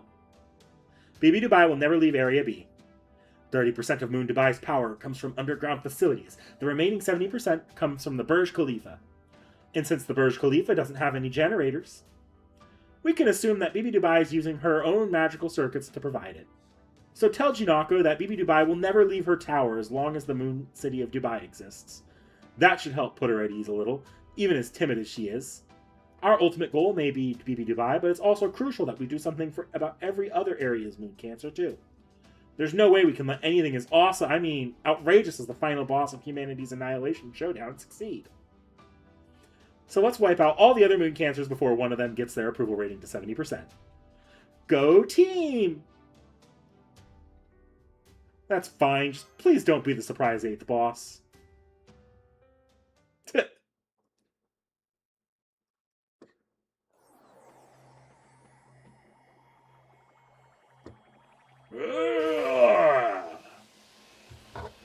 Wow, on a lore level, that's actually impressive. Did they really think they could get rid of me just by digitally compressing me into chunk data? It may have taken an entire year's worth of development time to code an extraction program, but look at these results, it was well worth it. And since time spent in compression is also compressed, it can't have been more than a minute here in reality. Wrong, President Thomas. Your admin processing is 3 hours behind. Please get back to work immediately. Please get back to work immediately. How incredible that a single servant can do such massive damage. This is exactly why she's my goddess of destruction. I must get her back at any cost. One can never have too many powerful weapons, after all. About that, Mr. President, there's a visitor waiting for you in your office. Oh, who is it? Another moon catcher come to propose an alliance? No, she's a beast calling herself T.H.E.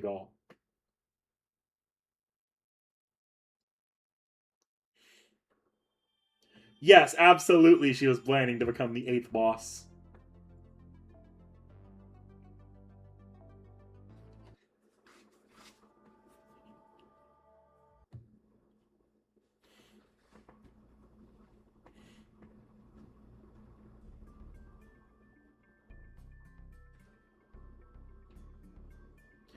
So you not only got Lit back, she's even turned Edison's army into cube cake, huh? Nice work. Sounds like you guys kicked all sorts of ass over there. That ought to shut Edison up for a while.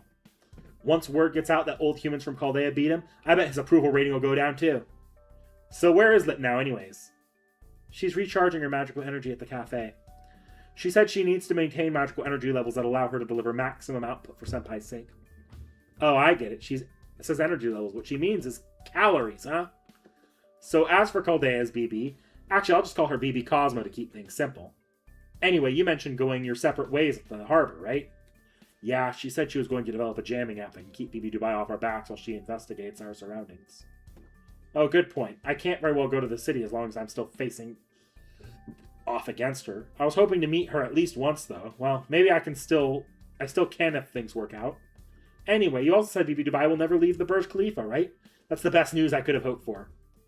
I thought that might be the case, but now I can nap out and nap without a care in the world. Well, no, I guess that's still not true. Okay, Nick, let's get down to business. You've seen a pretty good amount of Moon Dubai by now, so you've probably also noticed something weird. You mean how we can see the moon even though we're on the moon? I was wondering about that too. Is that moon just being projected onto the dome? Oh, you were wondering about that. I figured that was just there to make the city feel more like it was on Earth. Even though these people are AIs living on the moon, as humans, their hearts will always be with Earth. That's what it's supposed to symbolize. Oh, how romantic. That's the gentleman of the sea right there. Yeah, you're probably right. But no, sorry, I was actually talking about those billboards. They're all over the city. Koyon's the company that's basically taken over Moon Dubai's entire construction industry these last few years. For example, all those buildings in Area E at the very heart of Moon Dubai, Koyan. And their CEO is Area E's moon cancer, Koyanskaya. She's a much bigger threat than Edison right now. Just take a look at these latest polls.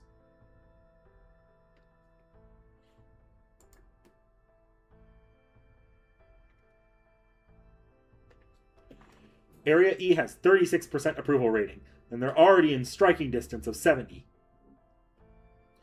Exactly. If they keep this up, it'll be a couple days until Koyanskaya's proposal is chosen as the reason humanity died out. I've got no idea what will happen when it does, but I'm a member of Chaldea, so I won't just stand by and let her get away with this. So I want to find some way to bring her approval rating down. Refute her proposal, find something scandalous about her, or just force her to withdraw, whatever works. I'm sorry to keep making so many requests of you, especially when they're so dangerous, but would you go to Area E for me? I want to start by talking to her, but yeah, of course.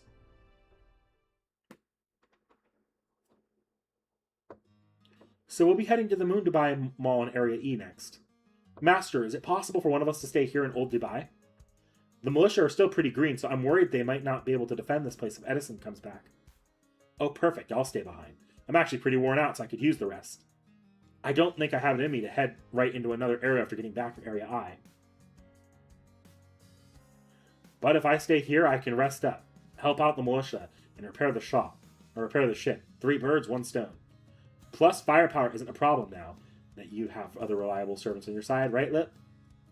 I see. Your proposal takes our respective combat abilities into account. Your assessment is correct. Compared to me, Ryder, Bartholomew, your contributions to battle are negligible at best. Myself and Shielder Mash will become more than sufficient to handle any combat situations. Great, then I'll leave Area E to the 3 of you. Sounds like it's settled. I agree having one of you stay here will help us out too. But before you go, would you hear out the guy struggling to speak up behind you, Nick? Where, at Masterbucks?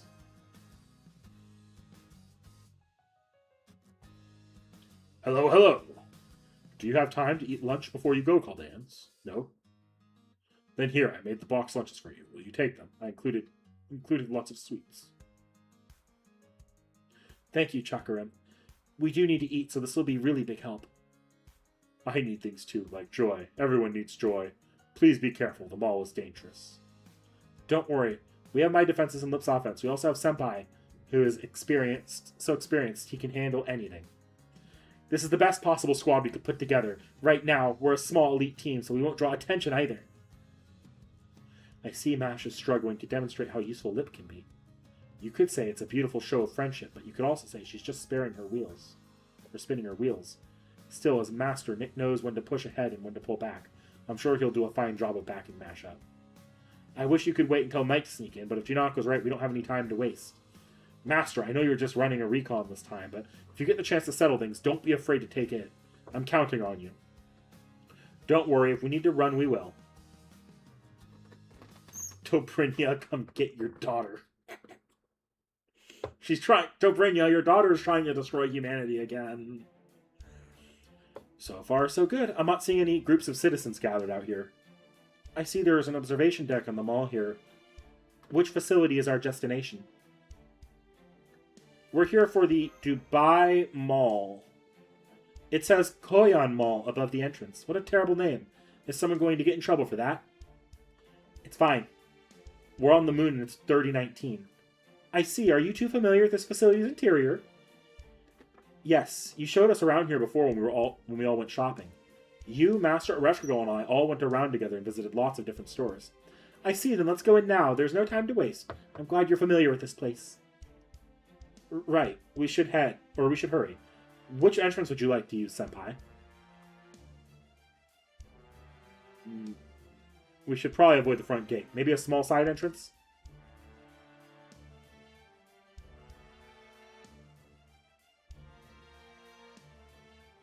On second thought, Clean Sky would appreciate us being direct.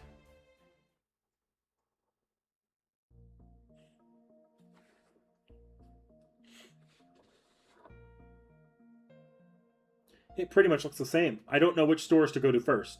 But unlike Dubai Mall, there aren't any people here enjoying themselves. Is it closed today? You know, it says it's open, and the stores are clearly open too. Haha, don't be ridiculous. The storefronts are only there for ambience. Anything you might want is made on demand now, right? Just one tap from your cage and it's yours. Have you not gotten your personal collars yet? Then you should hurry and ask Mistress Koenskaya to. Ah, these people are human! Old humans! No wonder they smell so bad. Everyone, get over here. We have intruders. Let's tear them apart and use their remains as raw materials for bioskin. We're about to be attacked by a group of citizens. Get ready to mount a defense. It's finally my turn. I see no need to hold back against AIs. I'll compress you all into bite-sized chunks of data.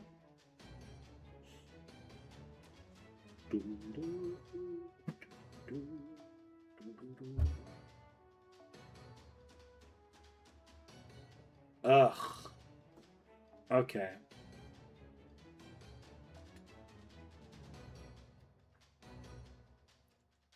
Assassin.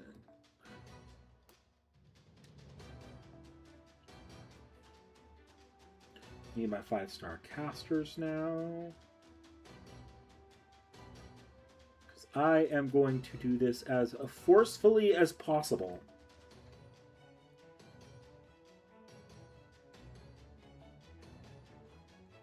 I'm just gonna set my... Go down here and set the servant I'm currently bonding. 10 out.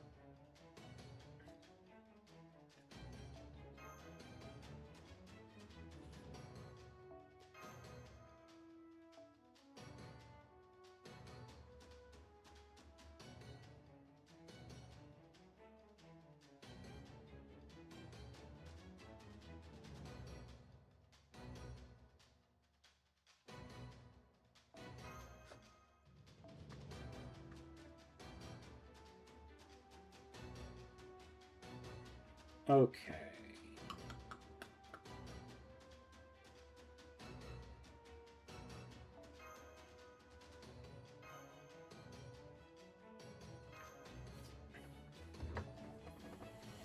Yeah, I figured it was a single wave. That's why I'm pretty much setting this up to be just immediately bum rush with Passionate.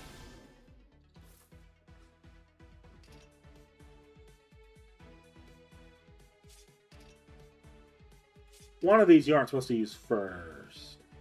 Stun. Yeah, meaning you want to get your... because there's a debuff resist on one of these. Yep.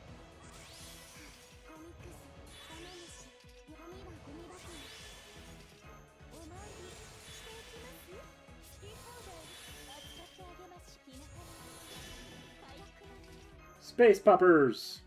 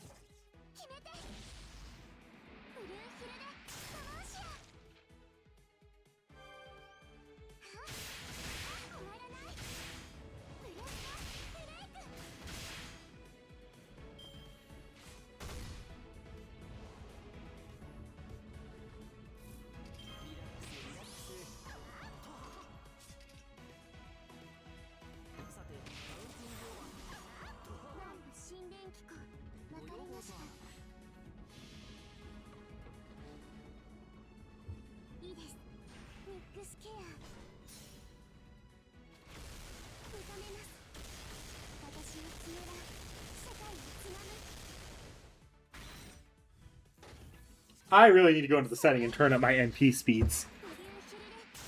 For some reason, I set them all to be slow a while back, but I don't know why I did that. Why the random stun on Mash? Doesn't matter right now, I guess.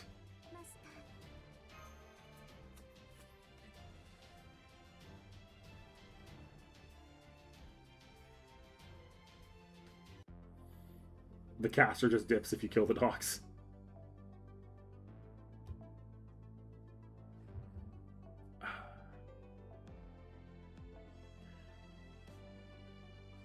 Really making me do weird teams today. Okay. For fighting a moon cancer, I'm bringing my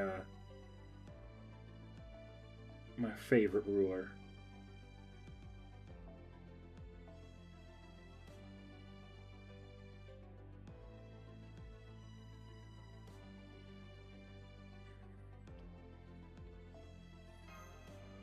I'll just switch you to be Castoria, and I'll switch you in.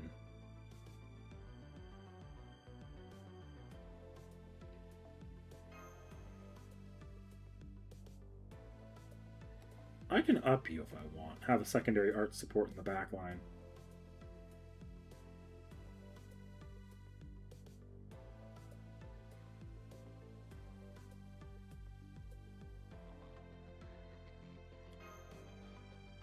Do that, and I can switch this out.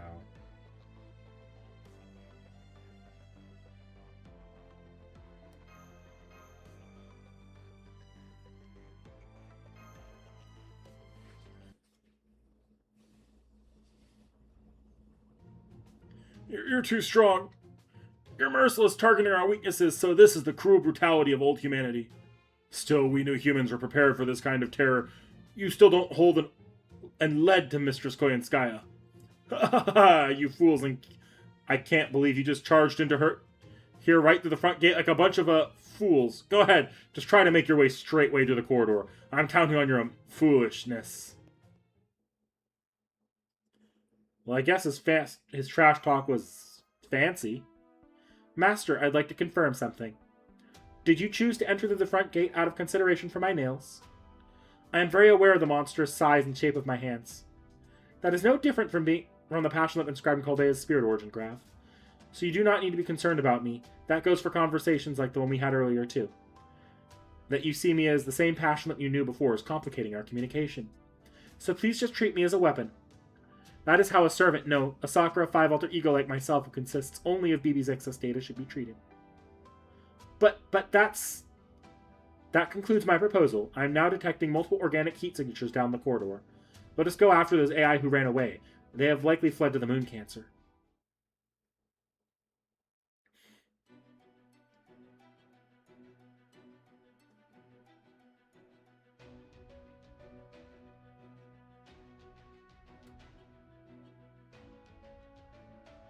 Those people in cages, but they're being kept like a pet shop, no? Take a look, the best quality feed, premium toys, a safe, cozy room free of predators. What greater happiness could a slave want from their master? My plan for humanity's extinction and end to civilization brought about thanks to them becoming no more than pets. Welcome, people of Chaldea.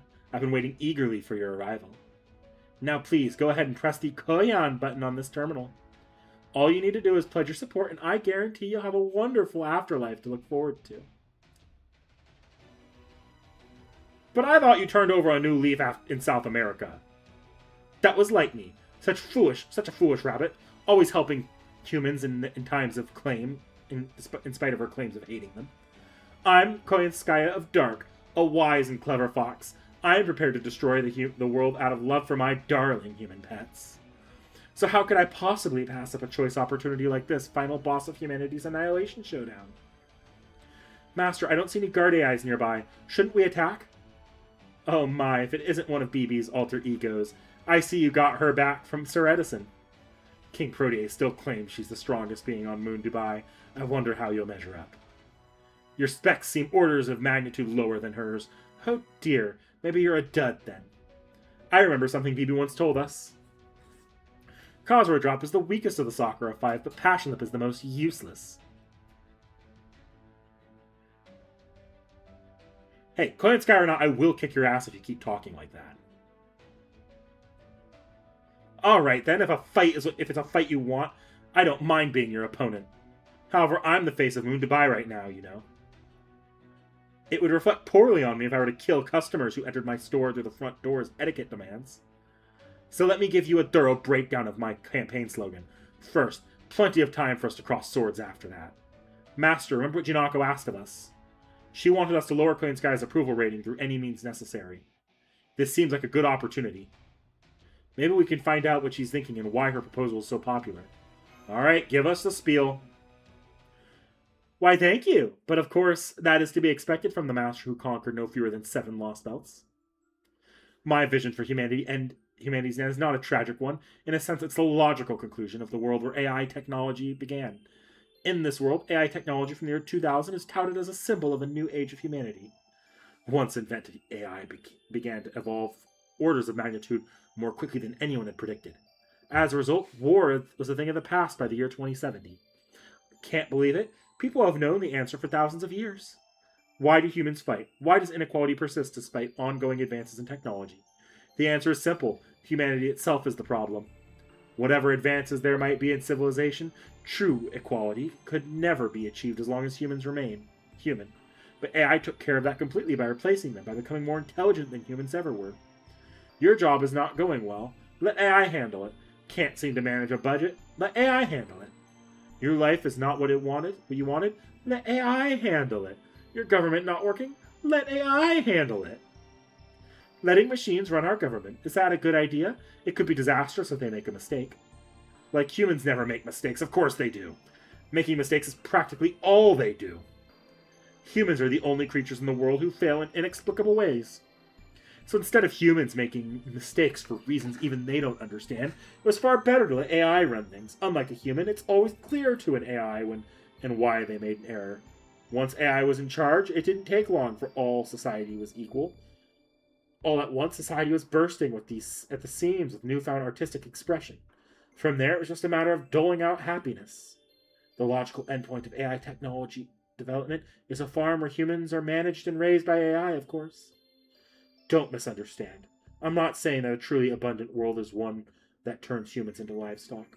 In fact, a truly abundant world is simply a prerequisite to turn humans into livestock. AI's devotion to serving humanity is unwavering. Thus, over time, humans became no more than pets to be coddled. But even coddling can only last so long. Thus, the humans who happily lived in cages eventually found humanity itself to be a burden. Eventually, they chose to shut off their own life support devices. And that is my vision for humanity's end. If you have any criticisms, please go ahead.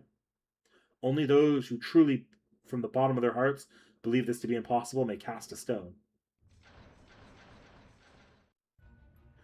No objections! No objections! Mistress Koyanskaya's method of annihilation is perfect. It was bound to happen. It was the inevitable conclusion. Humanity dying is our fault. It's plausible.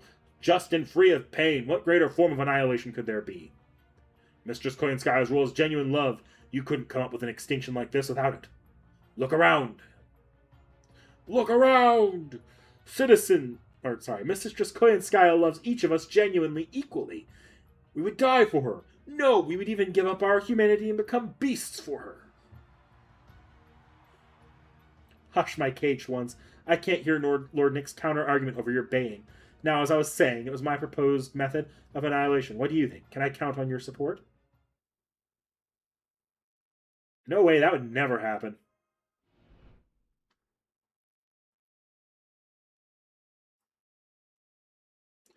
People would resist what you're planning. I see, you do make a convincing point, given things you've seen with your own eyes.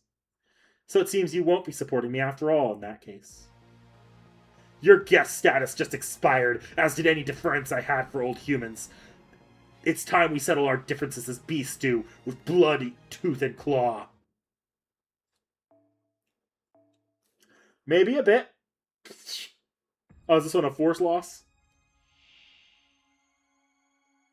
Oh, look at that weird angling on the sprites. The FGO engine did not like that one.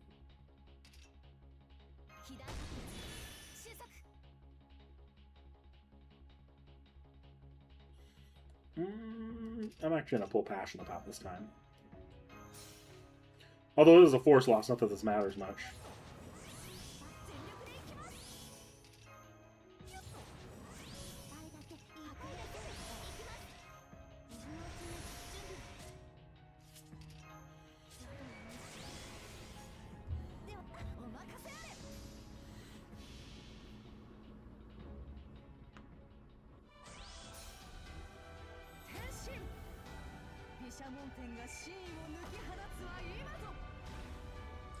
Pet Moon Cancer. Pet the Moon Cancer.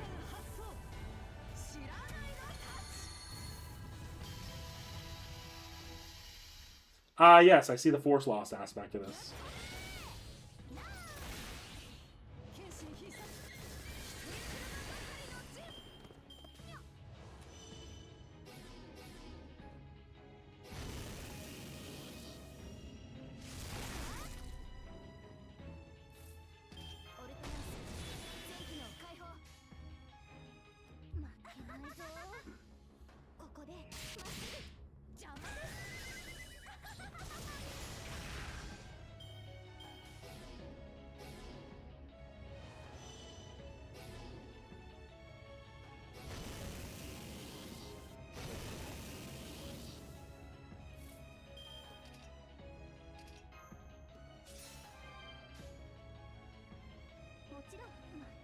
And now I lose all my front line to an NP. Yeah, this is definitely a force loss, alright.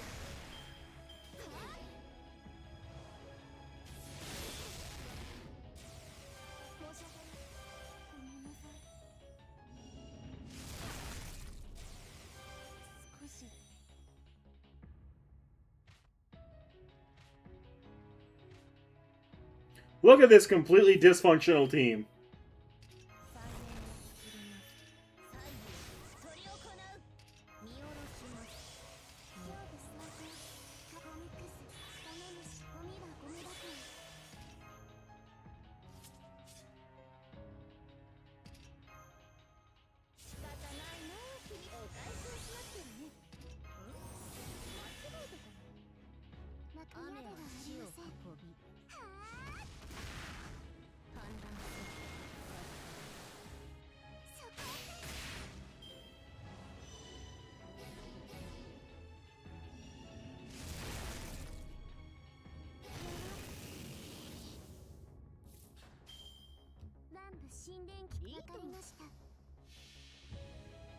Yes, Kenshin's extra attack is just Kagetora's NP.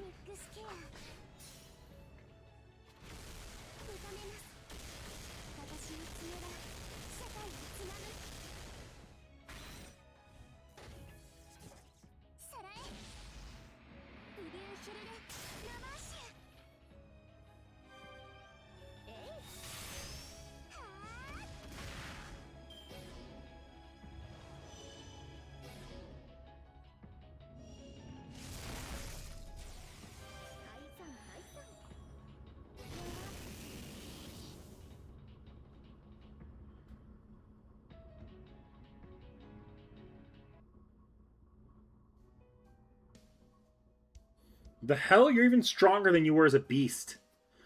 Oh, you're so sweet, Master. Your cries of frustration were delectable. I trust you see now that you can never hope to defeat me. Now let's return to our original agenda. Please enjoy an exclusive shopping experience in the Koyan Mall of 3019. Oh, and by shopping, I mean acquisition. You don't need money to get what you want in this time period. Here, anything can be made to order. If you find something you like, just acquire it. Take home as much or little as you like. That is the dream every human has, and the dream I built this Koyan Mall to serve. So you're not going to keep us as pets, then?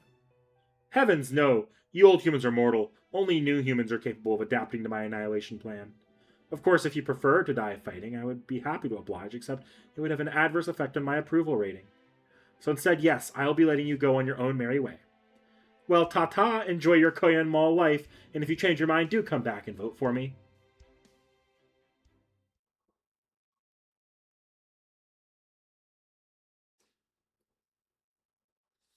Doesn't have huge power.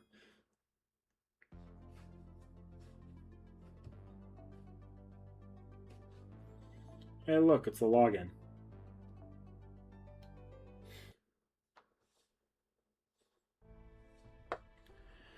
So that's the beast of taming, a fox who likes to toy with people. I've never been so humiliated. Shall we challenge her again once our damaged spirit organs have recovered? No, if we just keep throwing ourselves at her, we'll just have the same problem. We need to come up with a plan. It would be one thing if Koyanskaya was somehow here by mistake, and was actually still a beast. But as a moon cancer, she shouldn't have so much magical energy. She must be relying on some kind of trick. What do you think, Master?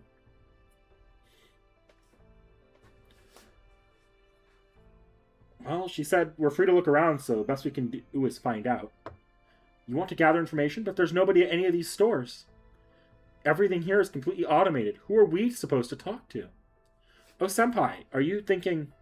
There are plenty of people here. Let's go talk to them one at a time. Hmm?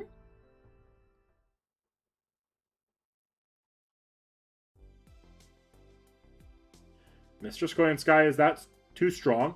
Well, of course she is. I bet she could even beat King Protea now. I mean, you know she has 63% approval rating right now, right? That means 63% of the residents of Moon Dubai are allowing her to use their resources. With that kind of support, she's invincible. But never mind that. You people seem like you knew Mistress Koyansai before she came to Moon Dubai. What was she like back then? Is it true that Koyan of Light is prettier than Koyan of Dark? Why do I support Koyanskaya? Well, her proposal makes the most sense. The other Moon Cancer's ideas are all too far-fetched, or things I wouldn't want to actually see happen. But Koyanskaya's chosen method is rooted in the logical conclusion of the path of AI's advancement. AI is all-powerful. There's nothing it can't make that humans can. It can procure resources from across the world, ensure they're always distributed equally, and use them to make anything quickly. Do you know what it means to be all-powerful? It's when you have everything and can get anything. Humans who become dependent on that kind of power would never grow as individuals, so humans becoming pets is the obvious endpoint. That's why I went to this cage. Now that I'm here, I'm more sure than ever I was right. This is the best life. Hey, listen to this. You know what Koyan means. Bunny. That's no one from old times. I doubt anyone else in Moon Dubai knows it. It's not a word that exists in Russian, but Kazakhstan, where they also spoke Russian, it was used to mean bunny. So Koyan means bunny, and Skaya is a suffix to create feminine form, right? So the name Koyanskaya means Miss Bunny. I heard you guys talking with the guy in 2 cages over. So Miss Koyanskaya of light is a rabbit, huh? Finally makes sense. I've been wondering why that was ever since I met her. Huh? Why do I know this thing from old times? Well, that's thanks to the servant living in the exhibition room. He dresses exactly like a professor. He's the one who told me. If there's something you guys want to know too, you should go talk to him. He can be kind of mean, but he's a real handy resource. You're wondering if Koinskaya really loves us? She's just doing it to win our votes? You know, there was a guy who used to wonder those very things. He came to the Mall on a mission. He was so hung up on his stupid 3rd-gen AI pride, sure he could expose the Foxwoman's true colors. That guy was me. There was another guy here a while back who lost his sense of self and took his own life. He was probably testing Koinskaya's proposal for himself, seeing if he really could die for her or not. When she heard what happened, Koinskaya applauded him and gave him a great send-off. But then, while I was out walking around later, I caught a glimpse of her standing at the front of his cage, solemnly, quietly praying for him. So yeah, she really does love her pets deeply and equally. We can all feel it for ourselves. If your plan is to wreck her ratings by spreading nasty rumors about her, don't bother. It won't work.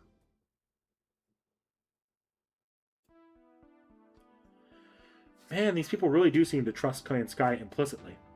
So it wasn't a fluke that she's currently at the top of the rankings. I don't see any way to disprove her theory. Which means our only way is to find Koyanskaya's weakness. Oh, come to think of it, one of the people we talked to mentioned an exhibition room. Let's see, according to the mall's map, it should be at the far end of the West Wing's second floor. Let's go check it out. I wonder who this professor servant could be. I wonder if it's,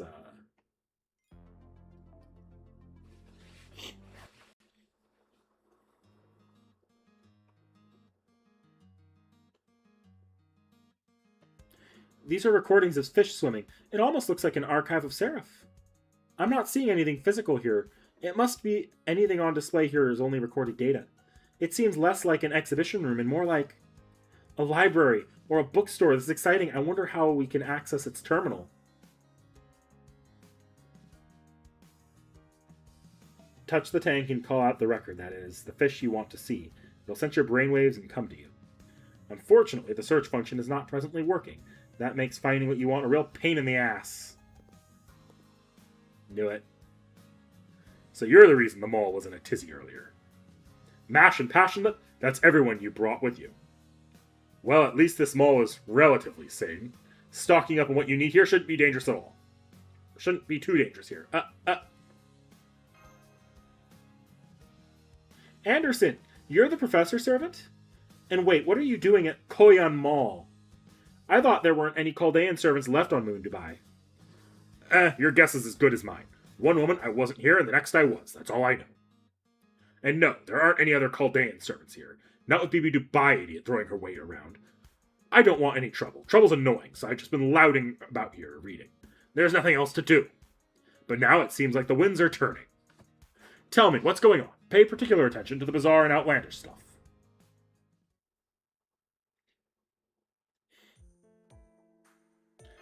That is great. Now you can join us too.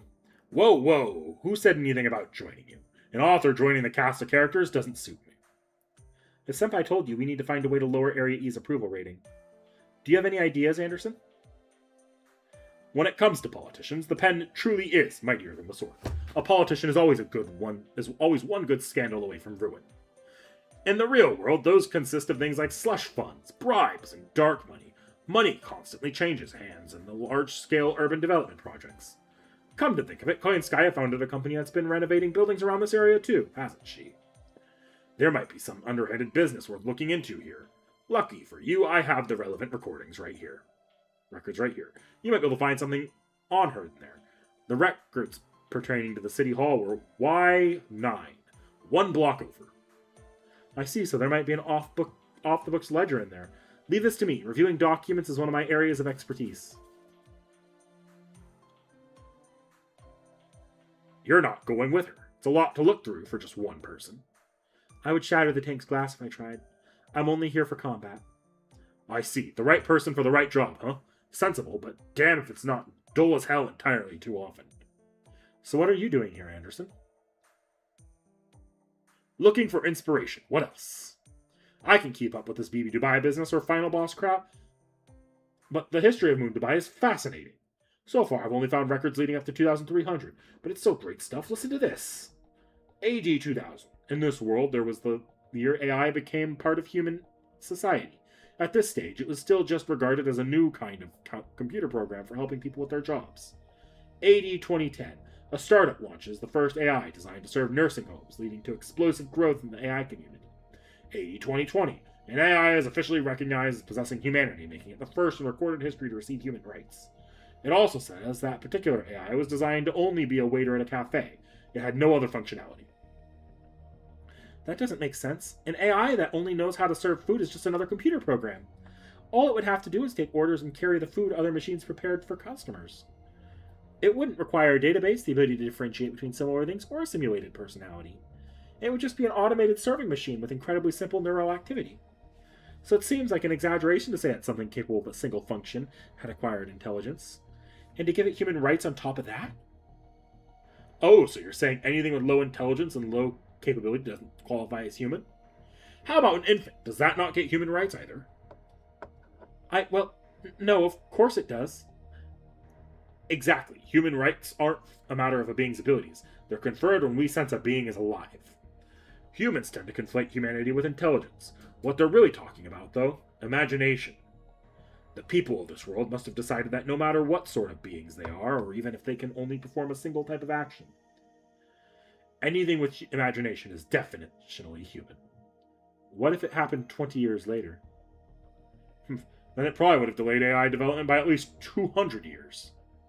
The fact that AI technology took its first real step forward during a time when problems like pollution, dwindling natural resources, and mental health issues were still comparatively manageable meant humanity could divert far more resources to developing AI than they could have otherwise. Back then, the turning point was a matter of which the matter reached critical mass first, human stupidity or AI wisdom. And in this world, AI wisdom won. For better or for worse. But we digress. Getting back on track. AD 2030, a quantum AI developed in Iceland is the first recorded non-human intelligence to surpass the total collective computational ability of humanity. AD 2050, generational distrust of AI effectively disappears. That is to say, this is the year when the last of the older people who either couldn't or wouldn't adopt this new technology died. That was also the year when bioethics laws were revised and genetic manipulation became legal. I see. So this is the year when genetic manipulation started extending lifespans and wiping out disease. Looks like it all comes down to AI's computational power and simulation capabilities. They're what allowed for the creation of technologies beyond any human. So by extended lifespans, do you mean immortal? Exactly. Idiots. They gleefully neglect their mental health for eternity, but when the tiniest ways to improve their physique shows up, they're practically rabid for it. The result was that wealthy people who underwent this procedure stopped dying of natural causes altogether. Well, except for a few of them who eventually got tired of living forever and ended it themselves. What a waste. Anyway, here's the real meat and potatoes. AD 2060, a war broke out between humans. The great powers on the losing side collapsed. Even the winners slid into ruin. AD 2070, humanity elected to turn over its governance to AI. AI began managing 70% of the world. It then initiated a plan called the Sophia Project. This project involved using AI to guarantee a certain quality of life for everyone on Earth, as well as the construction of a quantum computer on the moon. The next 200 years were completely peaceful. People never grew old, always had enough to eat, and enjoyed free, fulfilling lifestyles without ever having to work. Then AD 2200, a new law known as the Great Revision was passed. It decreed that AI is no longer relegated to supporting humans. Instead, they would be equal partners. This is the birth of a second-generation AI. Naturally, these AIs were also recognized as possessing human rights, and households run by human and AI couples quickly became the norm. Like the way things are on Moon Dubai. Indeed, AI made humanity's dreams come true. though whether it granted them itself or not is another question. In addition to peaceful society, another thing this AI-run world enabled was stable population. Marriage and birth rates declined, but artificial insemination ensured the human population never dropped below a certain point. And let's not forget, people were dying very infrequently too. The ones who wanted children were a tiny minority. But then came AD 2270. This was the beginning of the end of humanity. Or rather, the old humanity. Until then, it was believed that the immortality procedure would prevent death from natural causes forever. However, it turned out that even that had its limits. The year 2270 was in the first wave of people who underwent lifespan extensions. Ironically, in the year of 2030, died of old age. The problem was that these procedures had been undertaken 20 years before bioethics laws were revised and genetic manipulation made legal. Although AI had long since perfected the technology, it probably couldn't be made public at the time due to ethical concerns. This scandal shook society to its core. Suddenly, it turned out life extensions had a limit after all, and the privileged class had access to it long before anyone else. The result was widespread distrust in AI. AD 2280, birth rates continued to decline, even with machines carrying out artificial insemination. Then came AD 2299, the year a war broke out between humans and AI. A war between humans and AI. Needless to say, humanity lost hard. Of course they did. How could they not, since AI was superior to humans in every way? By the end of the war, 90% of the human population was dead. AI then presented the remaining 10% of humans one last opportunity to become AI themselves. And so, in AD 2300, a third generation of AI were created. The new humanity was born. There are no detailed records of exactly what transpired during the human-AI war of 2299, at least not here. My guess is, either they're being kept somewhere else, or some higher-up decided it was better to erase them. I'm back. I went through every record I could find, but looks like it wasn't very helpful. Sorry for wasting your time. No, it wasn't. I couldn't find any records of anything underhanded connected to Koyon's urban development. Koyon Sky may be our enemy, but her business accomplishments are incredible. If anyone should be mayor of this city, it's her. I see. If you're saying it, Mash, then it must be true. So she's actually the law-abiding type after all. Well, I guess with skills like hers, she wouldn't need to play dirty. Even NFF Services business practices were on the up and up from what I heard. Well, that leaves you with only one option left. Exploiting her weakness. Koyon Sky's policies may be flawed, but Koyon Sky herself isn't. Try paying a visit to the Pleasure Zone. You'll find her Achilles heel being kept there, safe and sound. What, like a legendary Fox Slayer weapon? There's a Chaldean servant being kept in a capsule over there. It's being treated with the utmost care and caution, too. Let's see, I think it's in honor of Nikitich. Really? Nikitich? Well, she probably could put Koyon Sky in her place, but what's she doing here to begin with? Apparently, Koyon Sky bought her at retail price when BB Dubai threw her away. Let's go save her right now. Yep, she'll be a big help if you can free her. Emphasis on if. People always take trouble to protect their treasures. That's why Koyon Sky keeps that horrid monster down there.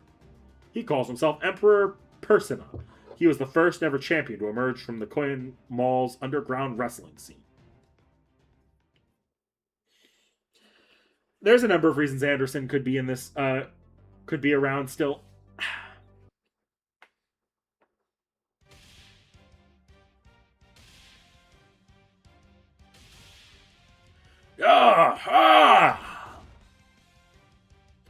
Now fall. Start the count, ref. 3, 2, 1. Pro Wrestling Count 0. Yeah! Nice, TKO. See him? That's the Emperor's Persona. He's got overwhelming power, unbelievable speed, a deafening voice. He's the undefeated champion of the Pleasure Zone, Moon Dubai's Pro Wrestling Holy Land. Incidentally, the Moon Dubai's Pro Wrestling League was formed 7 days ago. He's its only member. He's obviously been brainwashed. Indeed, and he's been a real nuisance. I'd forgotten all about him until you showed up. Now go on, kick his butt, do whatever you do. Koyon Sky must be brainwashing him or something. He'll come back to his senses once you knock him out. I hope. I'm sure it's fine. Oh, over there, that cap's on the wall. It's Nikitich. She's trapped.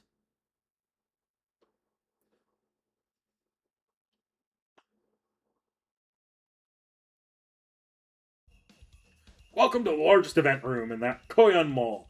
You must be my next challengers. Fine by me, come up into the ring. If you can defeat me, you'll get to go home with one of our top prizes the Pleasure Zone has to offer. You can face me at one at a time or all at once. I'll accept any challenges. Does this mean we have to do this? It looks like we have to fight him, yes, and we can't hold anything back. He may be brainwashed, but he's still a knight of the Round Table. It pains me to have to face Percival, the noble, in battle, but... excuse me? Is there something else I could have to eat? The processed meal I had in Old Dubai? Of course, you will. Would you prefer dessert? Yes, thank you. Please stand back, Mash. I'll stop him. Master, please use everything you have in this battle. Mash is right. We can't go easy on this opponent. Oh, here I thought you'd reverted back to a heartless alter ego, but it looks like you're still you. Okay, go on and fight. Slugfests are best seen up close, though needless to say, I won't be doing any fighting myself.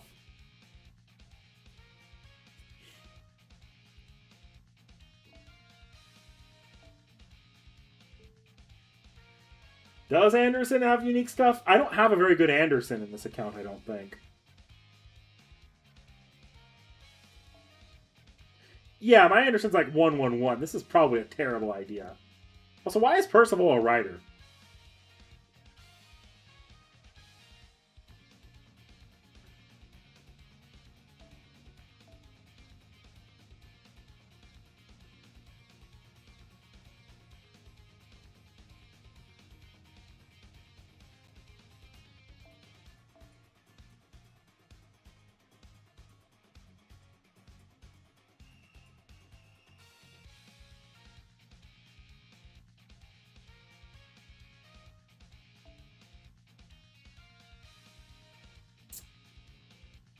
I was hoping.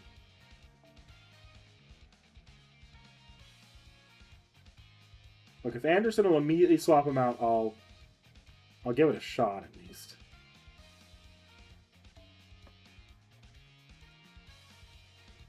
Unless they force a mash. If they force a mash, ooh.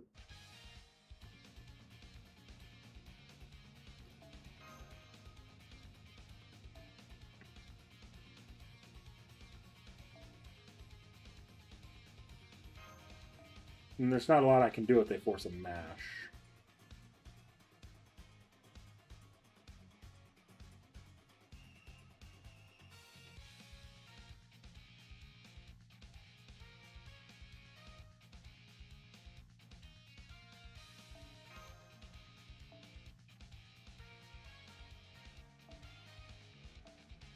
I want a C-Star Bomb.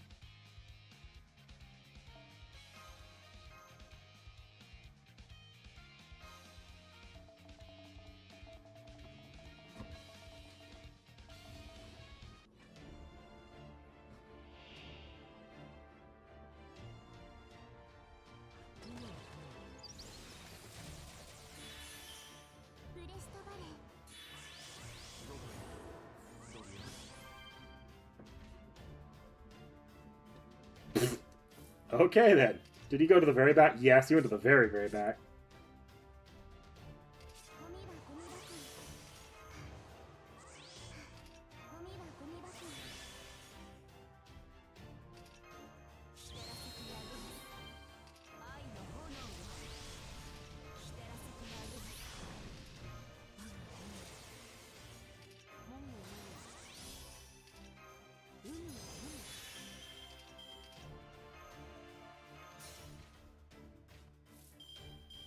He's like, fuck it, I'm buffing you and then I'm leaving. Goodbye.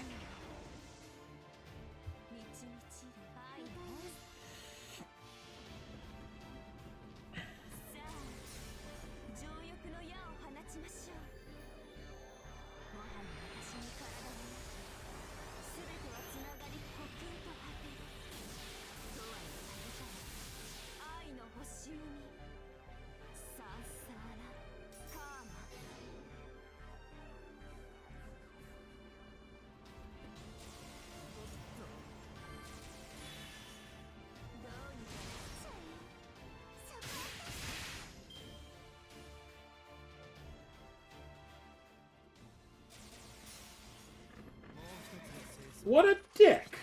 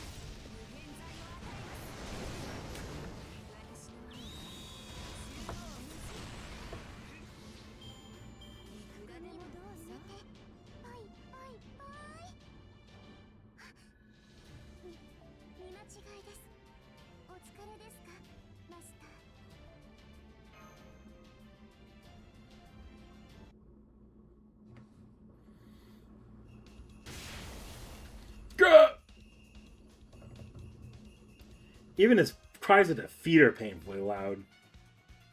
He's still standing. After all that, I know Percival's tough, but... It's okay, Mash. That was just the wake-up call I needed. Sorry to worry you. I'm sorry you had to see me like that. If possible, I'd appreciate it if you didn't ask how this happened. So how did this happen?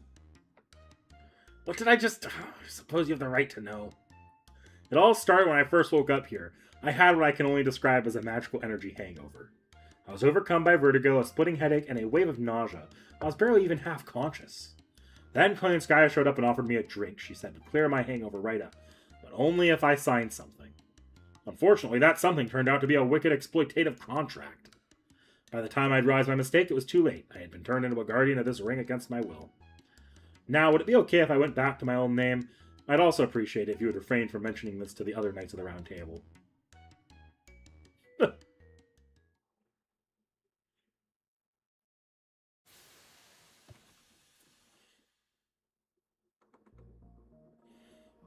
I see. You want to go ice fishing, huh? Do you know how cold it gets up north, I see? No, I can't do it. I definitely can't. I can definitely do it. I'd rather do it, but I can do it. What? You want to steal honey too? No, don't be selfish, Yaskaya. You want to make the polar bears sad? Be happy with the raspberry jam I already made? Maybe we should let her sleep a little bit more. What? Is that you, Master? It is, I can tell. Ha! That was a good wake-up. Morning, everyone. I, Dobrynya Nikitich, am here in response to your call. Oh, but what are we doing here? The last thing I remember is being in the Burj Khalifa's observatory. It's no use. I have no idea. All I can remember is the words Emperor Persima. Master, what's going on? You woke me up for a reason, right?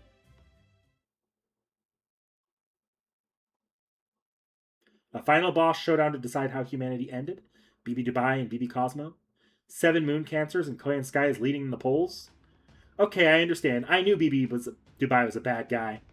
She might have beat me before, but next time I'll be ready. Of course I'll fight with you, Master. I'll help however I can, too. This may not be our world, but I still can't just stand idly while an election to decide the end of humanity takes place. Glad to have you two back with us. Although there's one thing I don't understand. I know BB Dubai captured Nikitich, but I thought you disappeared when that observation light hit you, Percival. So how are you still here? Right, I was wondering about that myself. I think someone must have rescued me, not BB Dubai, obviously. I remember I was teleported away right before that light enveloped me. Of course, it was a potent spell, so it left me with a hangover with no memory, which played right into Koyanskaya's hands. Anyway, I wasn't the only one who was teleported away. I heard the sounds coming from where Karna was standing. Really? Karna is somewhere on Moon Dubai too? Of course, a warrior of his caliber would never disappear without a fight. I don't know who teleported us or why, but whoever they are, I think they are on Chaldea's side. So the enemy might not be completely unified then. Good to know, but for now, let's focus on Koyanskaya. She's been naughty and needs to be taught a lesson. Do you have some sort of skill that will be effective against her? Nope, Yaskaya is a strong girl. I'd lose if I fought her normally. Then you're going to persuade her? Coming from you, I'm sure she'll listen to whatever you have to say. Nope, I can't persuade her either. Once Yaskaya makes up her mind, there's no changing it. If we fought her now, she'd wipe us all out for sure.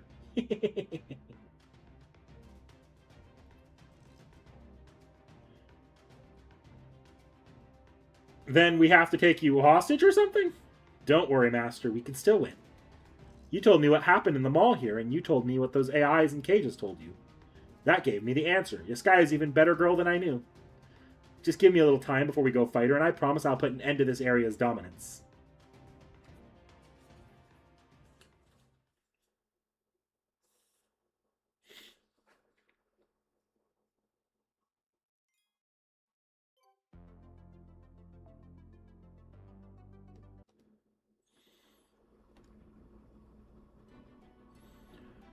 Time for a rematch, Koyanskaya. Oh, and here I thought you'd have wrapped up your shopping and returned to Old Dubai by now. But here you are, back to challenge me again. You brought a larger team, and you don't understand how outclassed you are. Or perhaps you thought I would take it easy on you now that Nikitich is with you. That very naivety is absolutely infuriating. No more mercy. I'll crush you with a single bite.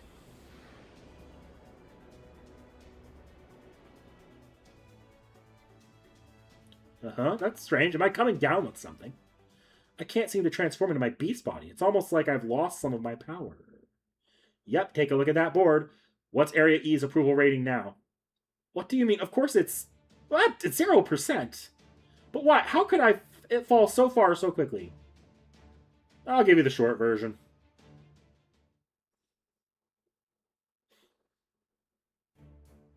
I wanted to talk to you. I heard you all volunteered to go into these cages even though you're all powerful AIs. Why is that? Are you all tired of working?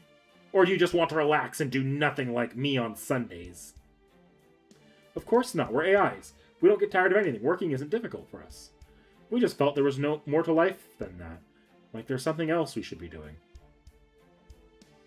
None of us could figure out what it might be, though. We're missing something. Something we truly need. Then we learned about Mistress Koyanskaya's annihilation proposal, and our joy levels maxed out. Yeah, we don't want to be lazy. We just want to be loved. Are you low-spec idiots? You are, aren't you? You're an AI. How could you just abandon your duties because you thought something else might be more interesting? Besides, love is relative. It looks different to different people. So what, you'll just take whatever love you can get from whoever gives it? Of course not. You don't get it. We all love Mistress Koyanskaya. We hold her in the highest esteem. Her mind is divine. She loves all of her pets, deeply and equally. Do you have any idea how miraculous that is? There have only been a handful of people in all of human history capable of such a thing. Her love is as pure and forgiving as Messiah's, assuming any such person actually existed. The point is that this is the kindest, most merciful end humanity could ever hope for. Yeah, I can't think of a kinder, gentler, or more selfish method of execution. You people are incredibly cruel. Poor Koyanskaya getting stuck with all you really screwed her over. What? How dare you? How could you mock our choice? How could you mock Mistress Koyanskaya's proposal? You said it yourself. Koyanskaya grieved for an AI who took their own life. She was absolutely destroyed over it. She wished they could have lived longer. But she could never say that because she simply wanted them to be happy, even to the moment they died. That's how she feels about each and every one of you, and that's why you're so cruel. So you get your happy ending, yes, but at what cost? Say there were 1 billion people on Earth, and at the end, that'd mean Yaskaya would have to suffer a grief 1 billion times over. Have you ever heard the story of the rabbit that threw itself into a bonfire to feed an ascetic? If so, you dummies clearly missed the point.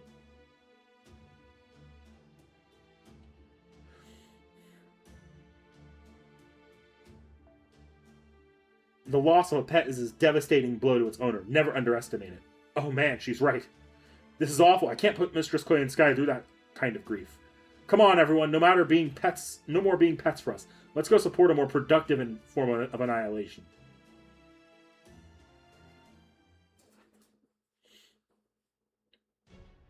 You're kidding me.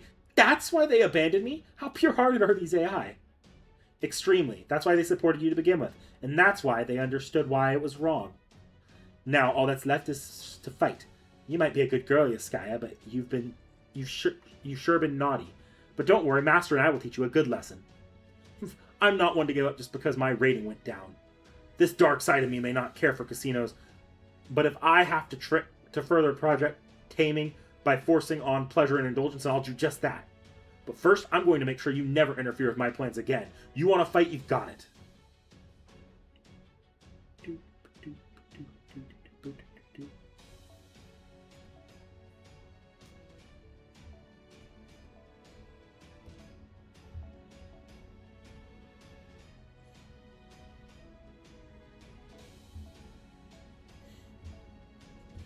What kind of servant are you? Arts. Hang on, do I have to have MASH on the front line? I do, don't I? I do not. Awesome.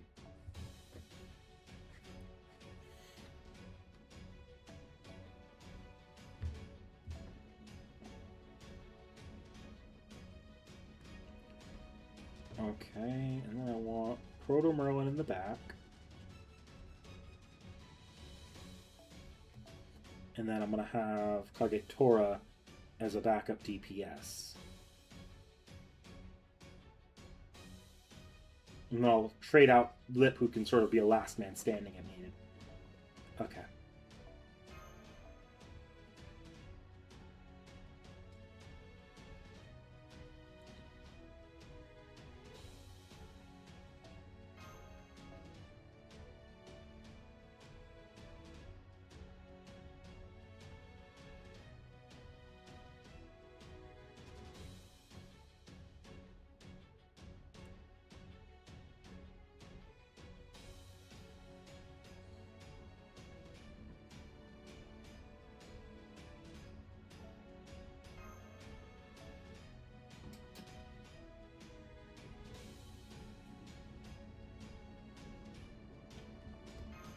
Yeah, I'll put her on and give C stars when she enters.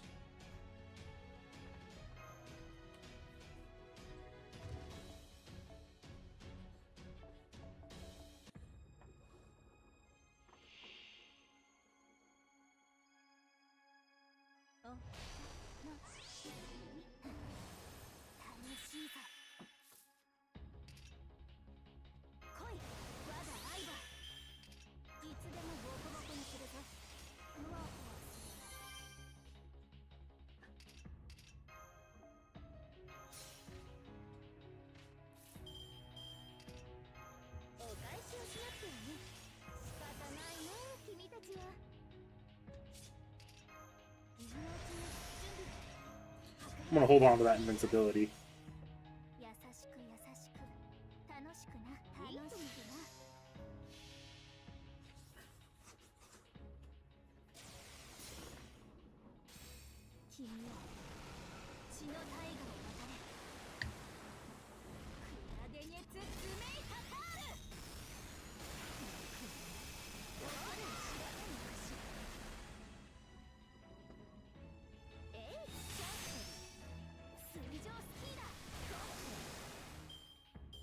Not quite,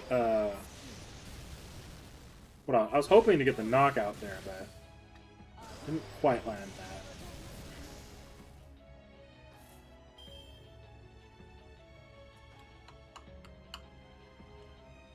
Okay, I'm gonna pop this on the off chance she decides to drop her NP as soon as I knock that out.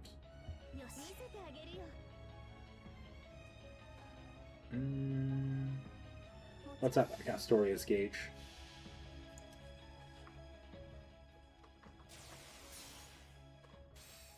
This is a little bit needless, but the Arts resist down is actually very nice to hit consistently.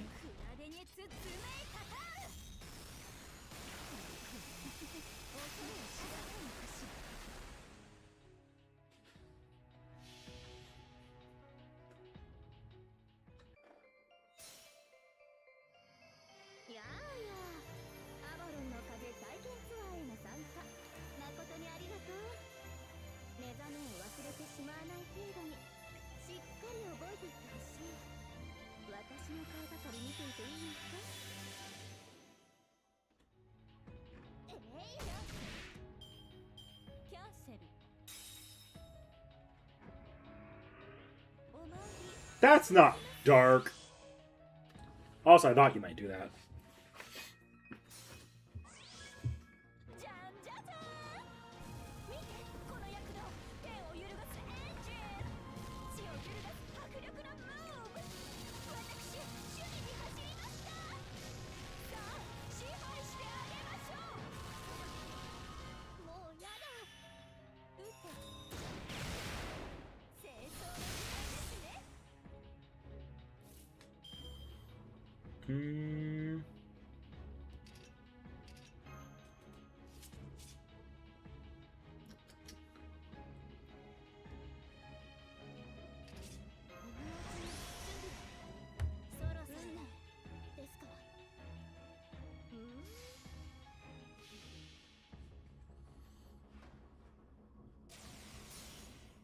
Made a 1-hour video. Woo!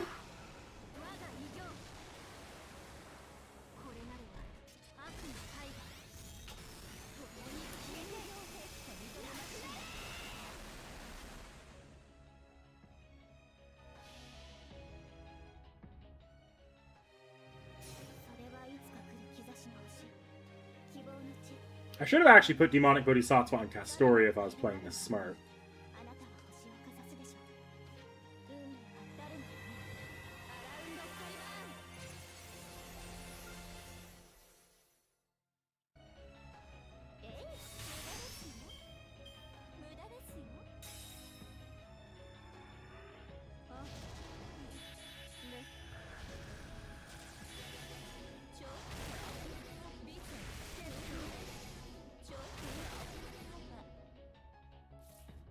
How dickish.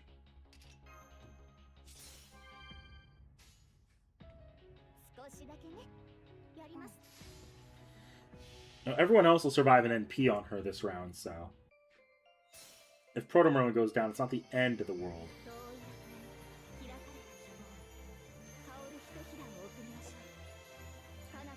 Oh, it's because I NP sealed her last round. That's why she didn't drop an NP this time, even though she was fully charged.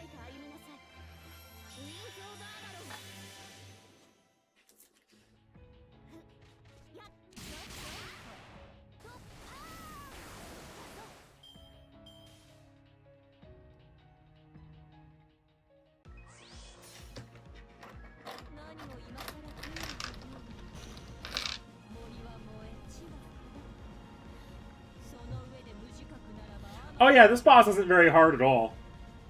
It's not even pushing me into my backline. It's going to kick out Proto-Merlin here, most likely. But I'm not actually that worried about beating this one.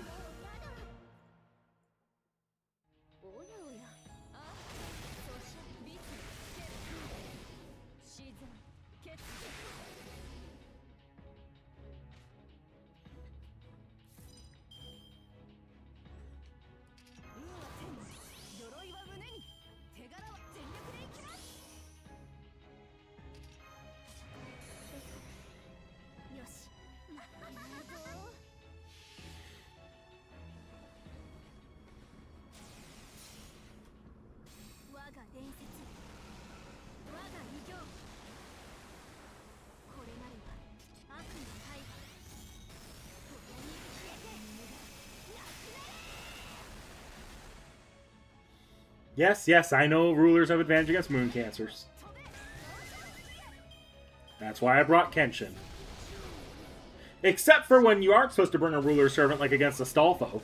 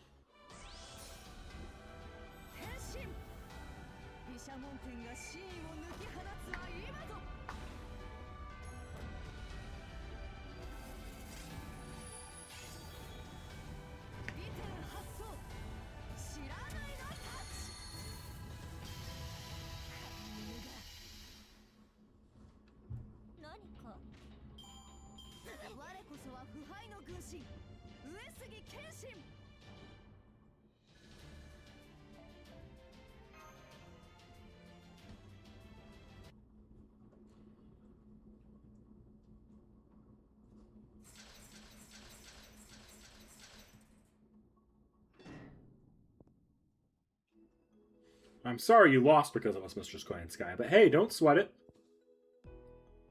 Your happiness is more important than ours, Mistress Koyan. We should have realized it sooner. Au revoir. I still can't believe your proposal is the best, which is exactly why I'm changing my vote. Farewell. I know they got no chance of winning, but I think I'll support Area A next anyway. Oh, don't get rid of this place, though. I still want to come back and use it. Thank you for everything, Mistress Koyanskaya. We'll always be your biggest fans.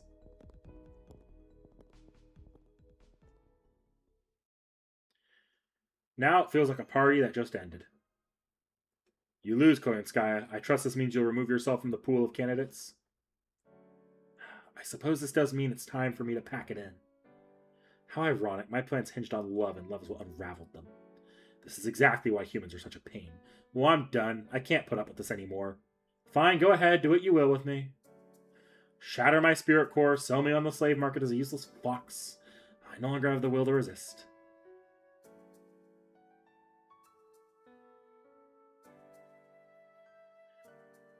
I don't suppose you'd be willing to join us instead? No, I'm afraid I can't do that. Because as you can see, I'm about to disappear. Looks like I'll be heading back to Chaldea before you. Oh no, did I hit you too hard? I'm sorry, Yaskaya, forgive me. Your attacks did sting, Nikitich, but no, this happens automatically. Now that I've lost my motivation as a Moon Cancer, I can't stay here in Moon Dubai. It makes sense, really, since I don't have a master right now, so please don't worry about me. I see. Damn, I was looking forward to fighting alongside you. Perhaps some other time. As for you, Lord Nick, if there's anything you'd like to ask me, you may want to hurry. I'm disappearing already. Who asked you to become a Moon Cancer? Good question. I suspect you already have an inkling. Naturally, it wasn't BB Dubai.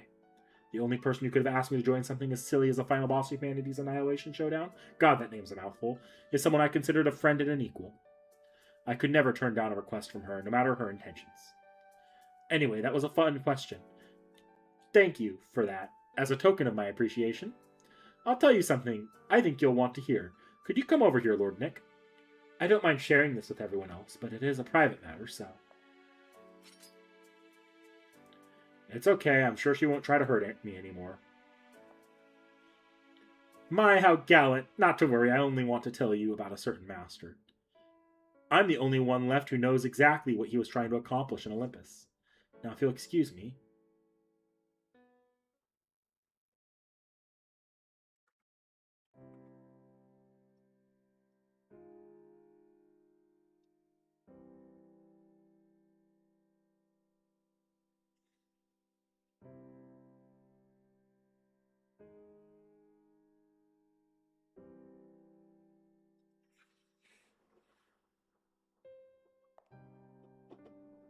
That's all. I doubt this information will be of any use to you now, but I thought you should have it anyway.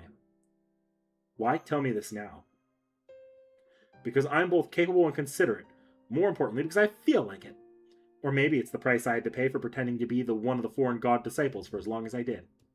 Alright, everyone, farewell. I wish you luck in defeating the remaining 6 Moon Cancers, and in protecting a future for humanity that will make you want to cover your eyes.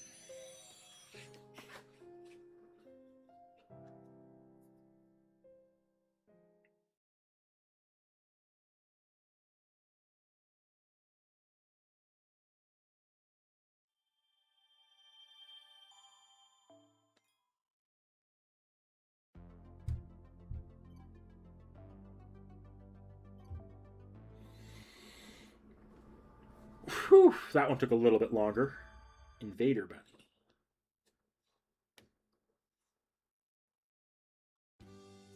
Old Dubai? Hell no, I'm not going anywhere that doesn't have air conditioning.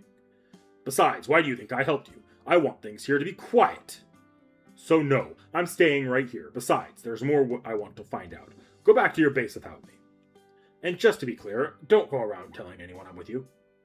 I wouldn't last a second if the other Moon Cancers decided to attack me. However, don't be afraid to stop by with treats. I hear pastries are especially popular in Moon Dubai right now. Cake is also great for a tired mind. Preferably a rich chocolate cake, lots of icing. I still can't quite believe it. This old Dubai almost looks exactly like Dubai on Earth. It's hot here, but it seems like fun. I like it. It really is hot, though. Hey, you decided to make it, or you made it back. Welcome back, Miss Nash.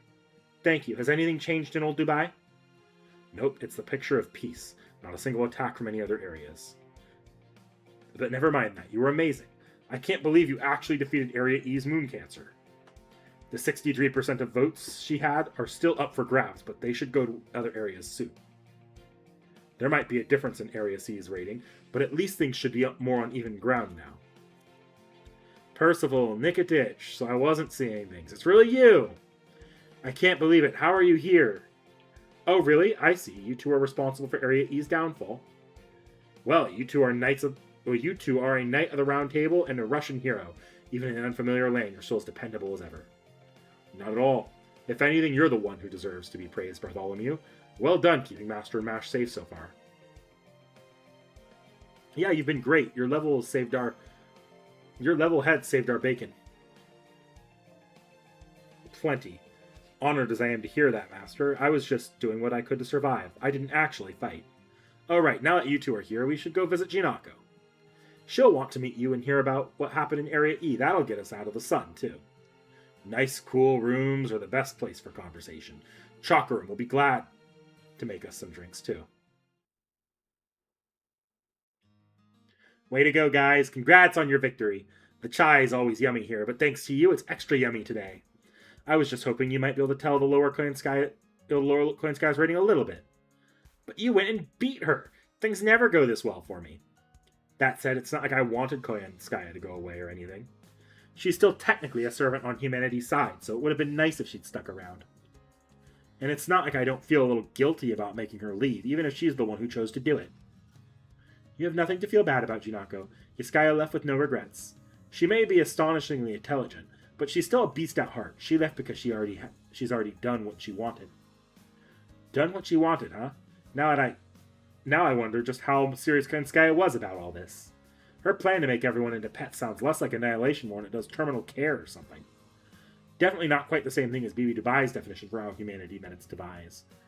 Then again, I guess you could say my humans died by shutting themselves in too long proposal is pretty similar. About that, aside from moon cancers, why can we still not tell the servant classes apart here? I've been wondering about that too. Broadly speaking, there seem to be 3 categories. Right, it's kind of complicated, but I'll tell you what I know. Just like moon cancers have their own faction, servants on Moon Dubai have their own faction too. First, there's your side, the Chaldean servants. So Percival, Mash, Nikitich, Lip, Anderson, who's apparently still in the Koyan Mall, and myself. Oh, do you fall under that heading, Jinako? Not exactly. I'm more on Moon Dubai's side than Chaldea's side. But since I was summoned here from Chaldea's spirit origin graph, I guess you could say I'm a Chaldean, half Chaldean too. Anyway, in general, I think you can count on Chaldean servants to help you, Nick. They're all ultimately on humanity's side. That would mean BB Cosmos is a Chaldean servant too. She left Lip and King Protea here, and they've both been a big help to us. What about Clan Skya? Is she not on Chaldea's side? She might have been summoned from Chaldea's spirit origin graph too, but no, she's not.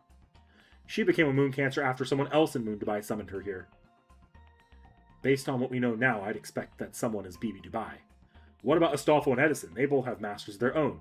So what category do they fall under? One type of Moon Dubai's AI is qualified to be masters themselves. They're gens who were originally human themselves. As the new humanity, those AI use parameters from when they were still just regular humans. So servants summoned by AI masters like Astolfo and Edison are firmly anti-Chaldea and anti-humanity. I mean, neither of them were like the ones you knew at Chaldea, right? That's why. True, they were even stronger than they usually are. Servants summoned by Moon Dubai masters all automatically become moon cancers too. Those are the artificial moon cancers I told you about before. They are the ones from areas D, A, D, E, F, and I. Though, in Clan Skya's case, she had BB Dubai to make her a moon cancer after she volunteered to compete in the final boss showdown. Then a Moon Dubai master didn't summon her here, which means someone else did, resulting in her being both Chaldean and not Chaldean. That would explain why she looked after me when she found me unconscious, and also why she brainwashed me. Whereas if I had been transported to Astolfo or Edison's areas, I'd probably have been executed on the spot. You certainly wouldn't have been made an emperor. I prefer we not discuss that, if you don't mind. Why that happened? Come to think of it, you never did tell us how you met back up with the others, Percival. Ahem, anyway, that just leaves servants who were moon cancers to begin with. So far, the only one of those we know about are BB and you, Lady Jinako. Actually, the one in Area H is a natural moon cancer, too. Natural moon cancers like us manifest on Moon Dubai without anyone summoning us. I don't know why that is, but I get the feeling it wasn't random. It's almost like there's a duty we have to fulfill. Oh well, duty really isn't my thing, so I'm just going to shut myself in here like always. Anyway, those are the servant categories here. To run down who's in what category. Chaldea, Mash, Lip, Bartholomew, Percival. Nikitich, Anderson, King Protea, and maybe Clan Skya. Artificial moon cancers, Astolfo, Edison, Kozora Drop. the self-proclaimed Great Angel of the Sea in Area A, and possibly controversially Koyanskaya. Then we have natural moon cancers. Me, BB Dubai, BB Cosmos, and the mysterious moon cancer in Area H. That should be all of them, unless I left anyone out. Speaking of natural moon cancers. So you noticed too, Master. I did too just now. For that matter, I've noticed when we first got here, but nobody said anything. Were we just not seeing it before? But no, that's... Did Chinako make a mistake in her categorization? Yeah, we know another moon cancer, the avatar of a major Latin American city. It's... Ah, now what? We're under attack. Some very dangerous-looking people from Old Dubai have Old Dubai surrounded. They're attacking from the air. By the time our lookouts noticed, it was already too late. Let's go. Thank you. This way. Our militia's no match for them. Well, hey, you're leaving me like that? I'm really glad we can count on you, but I was hoping one of you would stay behind and protect me.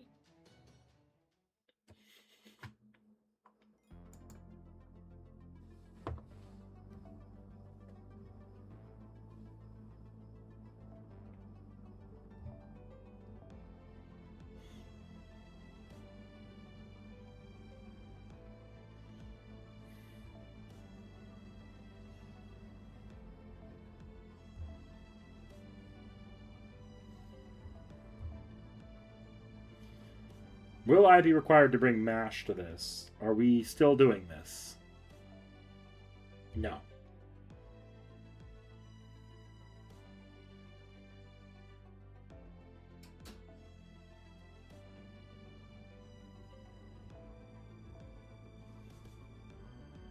For the moment, we seem to be past that annoying little phase.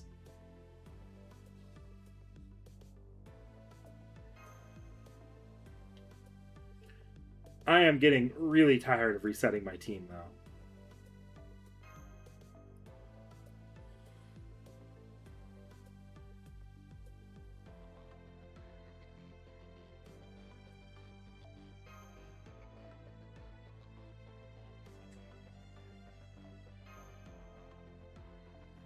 Well, that's actually not helpful at all.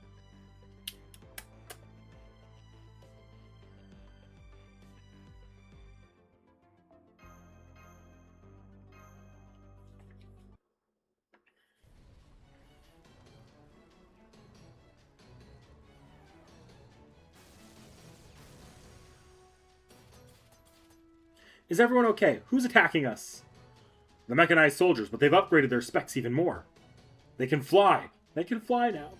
We can't land a hit on them, and even when we do, it doesn't so much as scratch their armor. They're incredibly accurate, too. These are nothing like the soldiers who just spray bullets everywhere. Ah!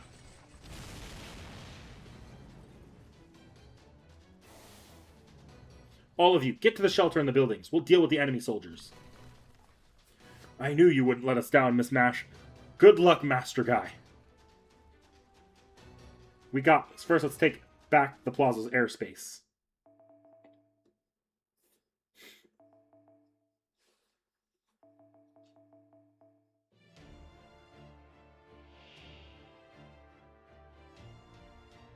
Why are we just fighting 3 Tomitomos?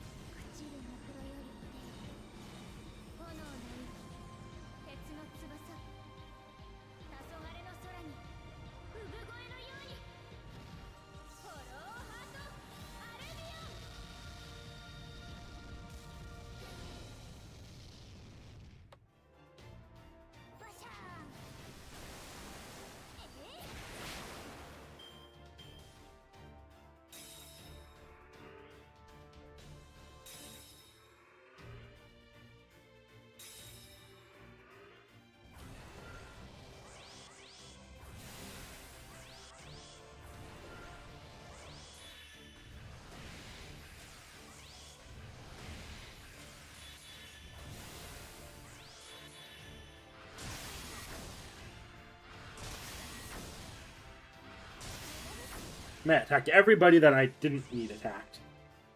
Okay.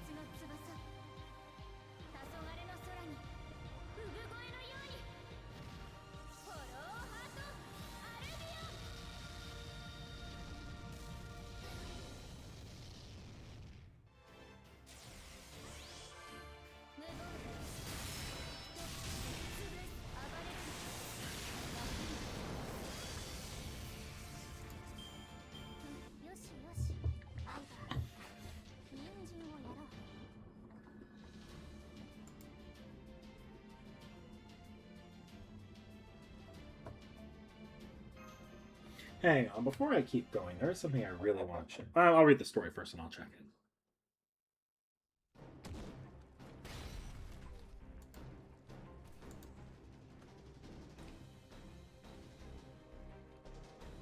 Those are Tamatomo mobile fighters.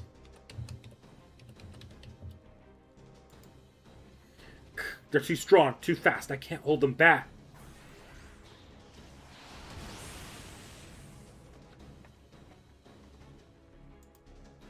Lip, thank you. Bartholomew, you cover me? The enemy has been targeting me from behind. I have been unable to avoid taking damage. If you guard my back, we can handle one enemy unit on our own.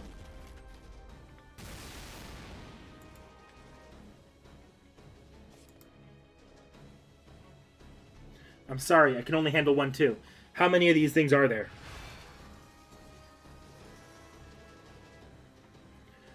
3. Luckily, we can hold them off our own, but that'll change if even one more shows up. Don't let them get to the main street. That's where we sent the non-combatants. Just one of these things would massacre everyone there.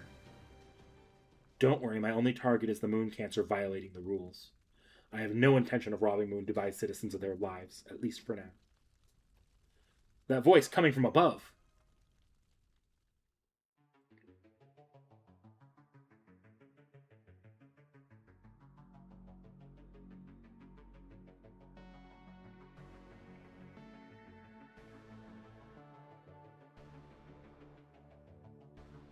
Good day, Chaldeans. Congratulations on defeating Clan Skya. But you've gone too far. You should have started with the likes of Astolfo. BB Dubai is very upset having lost her most promising Moon Cancer candidate. Moon Cancers are discouraged from direct attacks on each other. That privilege is reserved for me. What is going on? Have you gone over to BB Dubai's side, O Moon Elemental? No, I haven't. I support BB Dubai's thinking and the principles underpinning this city wholeheartedly, which is why I formed a sister city alliance. I am Metzliapan, the Lake of the Moon. I have always been an avatar of a city named for the moon. That's what's so strange about me becoming a sister city to Moon Dubai.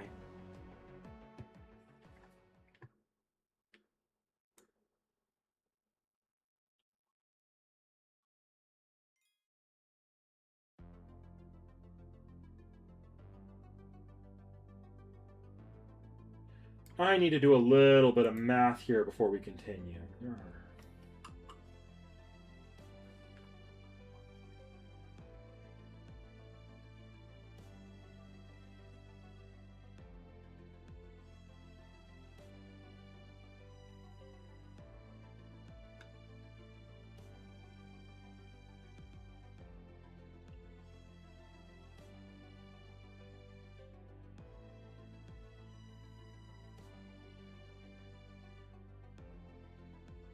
Okay, yeah, we're gonna stop at 7 today. I'm doing a little bit of math based on the time gates. It's actually not a good idea for me to finish it all today. Otherwise, I'll be all caught up before, way before the time gate. Actually, um, if I split with a plan for doing 4 chapters a piece, I'm actually way further ahead than I need to be. Because if I finish through section 7 today, I'll finish through 11 on Thursday, and then I'll finish through 15 on. I'll finish through 14 on next Monday, but also there's not 15. I would be going up to 15 otherwise. So most of the time the stream is going to be spent actually, like most of August is going to be spent on the last section, which is the longest at about 7 sections. Actually, it's not as long. Either way, I can take it a little easier than I thought I would. So we're going to just finish off this little bit here, and then we'll call it a night, even though I'm not at the time gate. We'll hit the time gate in time. At this rate, we're going to hit the time gate in time for the final chapter release. Huh? But I thought your sister city was Nagoya. Silence. I'm being serious here. Unless you want to be crushed beneath my heel. That's what's going on. That's what's going over to the other side is? You city slut. You know, now that I think of it, you were fawning all over Dubai even while you kept acting superior. Dubai is an excellent city. That is a fact. Prosperity and hardships are 2 sides of the same coin. To make an enormous city like this flourish requires hard labor from countless people. In that sense, Dubai and I are aligned. That is why I synchronize with Bibi Dubai. I am a divine spirit no longer. I am T.H.E, spirit and rabbit of the moon. You may call me T.H.E Bunny. Ugh, this is awful. So you've been in cahoots with Bibi Dubai since we got here? No, I wondered why I'd become a moon cancer, too. I just didn't worry about it as I noticed no adverse effects. Any doubt I may have had were dispelled as I grew to know Dubai. Everything I do for the good of this city. I am the captain of Bibi Dubai's royal guard, the protector of my beloved Dubai frame. Now I am here to purge this city's moon cancer Jinako, who has violated the rules by choosing to help you. Stand in my way and I will eliminate you. Behold, as I demonstrate my authority as one that by rights shouldn't be possible on the moon. Uh-oh, T.H.E got brainwashed.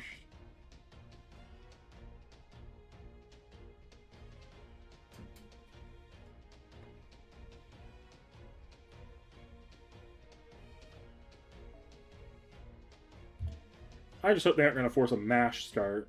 If they do, I might crash out just a little bit.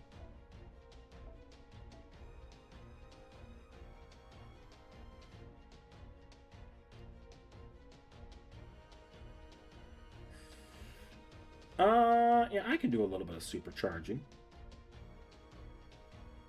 Why the hell not? They're only giving us 4. If they force mash, I'll return to that, but...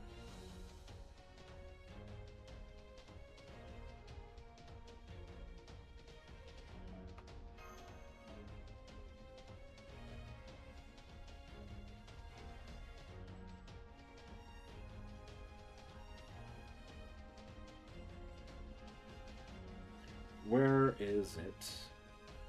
Where is it? I'm sure this is a force loss because I think I saw there's another moon cancer fight in this section. But still.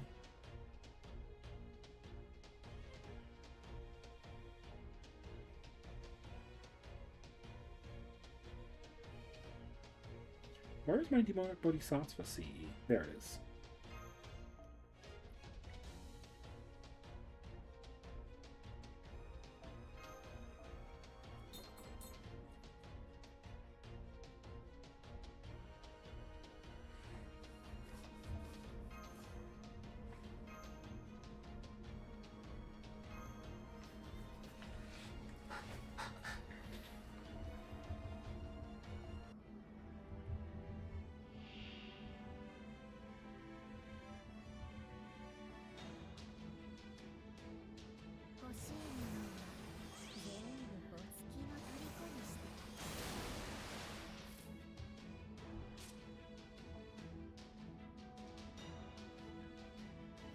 Servants capable of space travel.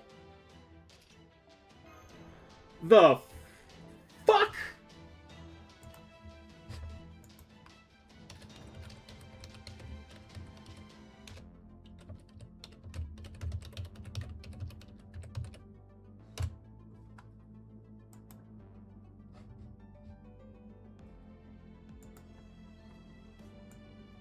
The fuck is wrong with this game?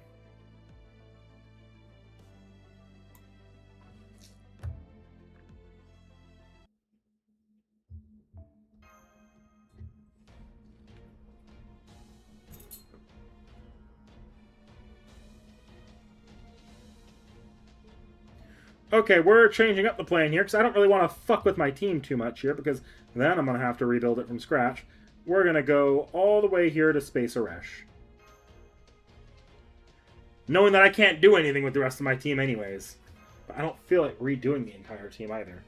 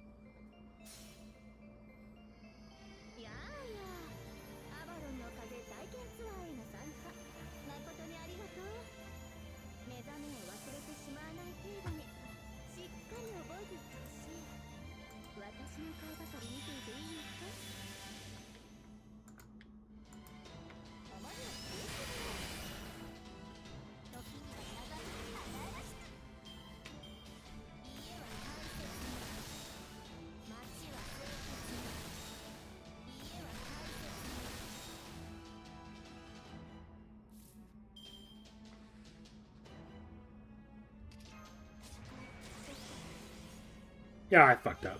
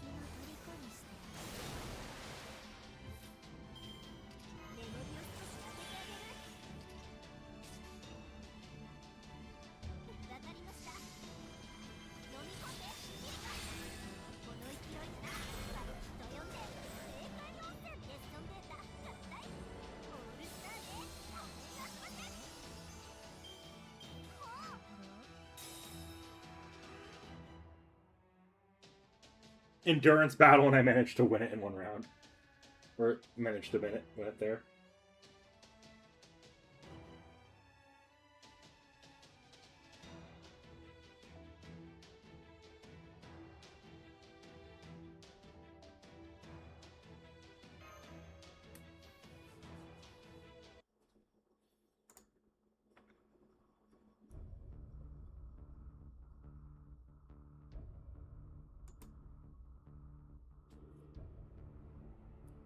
At least the floods put out the fires.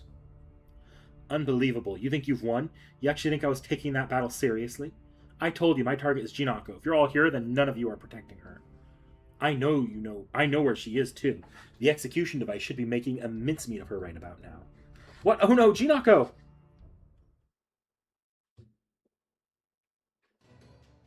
Yikes, the battles out there are getting loud. Are they fighting a servant? I wonder if they're as awesome as Karna. Anyway, if the enemy's a servant or something, just as strong, then I better get the militia out of here. Ahem, ahem, this is Jinako. I repeat, this is Jinako. Let Nick's team handle defense. The rest of you evacuate Area E. The Koyan Mall is safe right now. Ah, something's grinding away at the door. It sounds like I'm like meat being cut with a chainsaw. Moon cancer Jinako detected. Executing. It's some kind of blender. I knew it. What are you gonna do to my precious flab?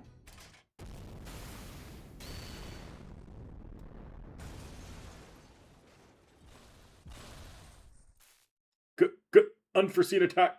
Critical damage incurred. Mission failed. Mission failed.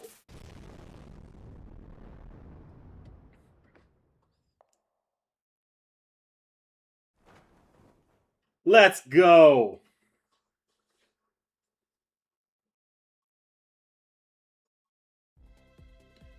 I swear, as an outsider, I've been doing my best not to get involved. But I can't let this kind of destruction continue unabated. Losing this war to Old Dubai would be a cultural loss for everyone.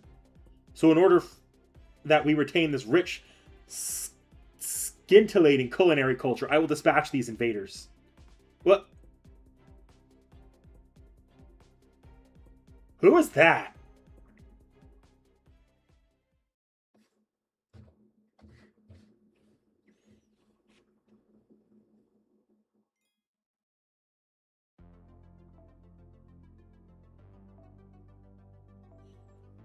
You know what? I'm fine with this.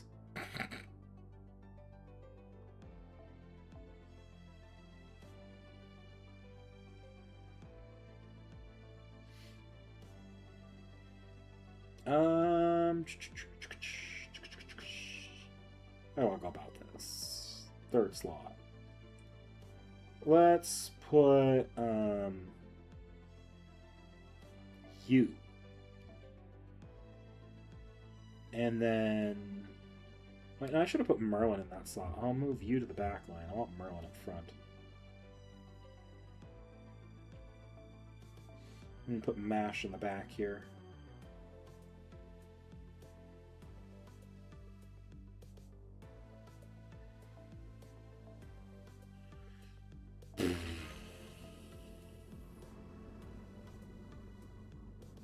I wish I could use my own servant, though. Mine's actually better than the story one.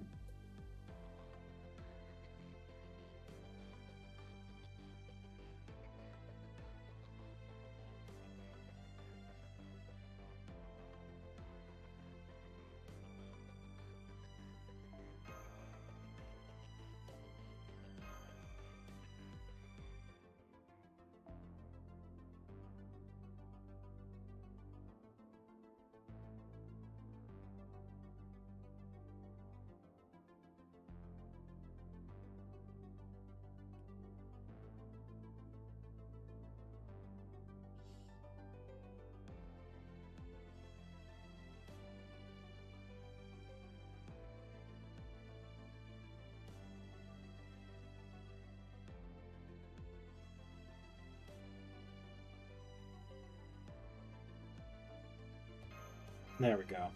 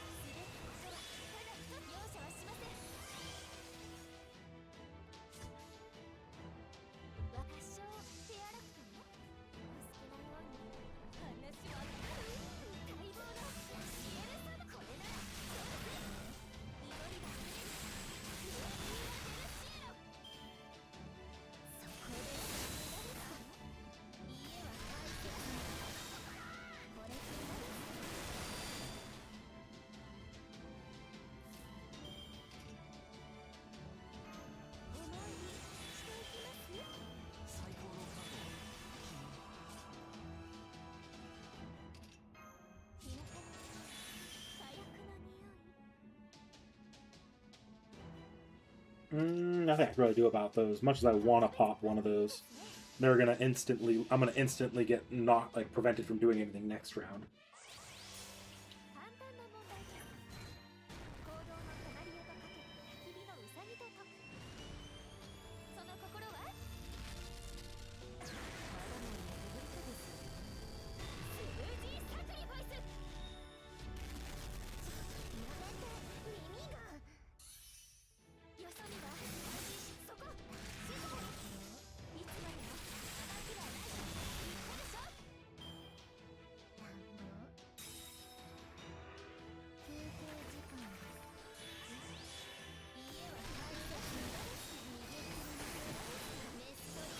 Man, you really didn't like playing Skya.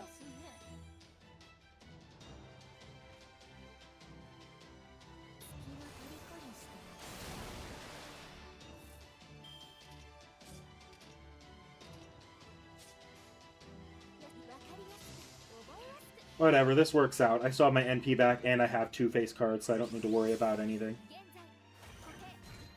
Next round, I should have enough refund to pull off another NP. I just won't get my face cards. Because I didn't get Koyon back in time. I am not a fan of how low damage the C.I.E.L is hitting on her NPs, though.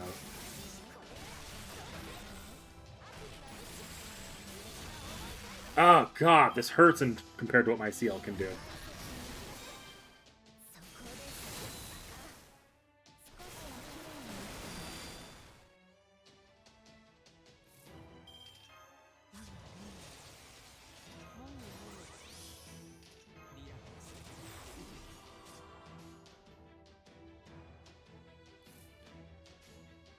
Worst part is, like, I shouldn't even use my NP here, because I'm just not going to have it for next round if I do that. Even though I'm doing so little damage with it.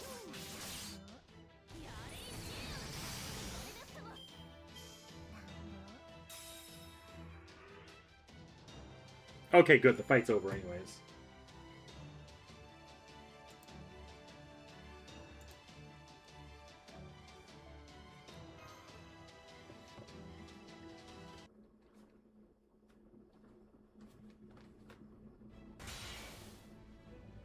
I remember these attacks now.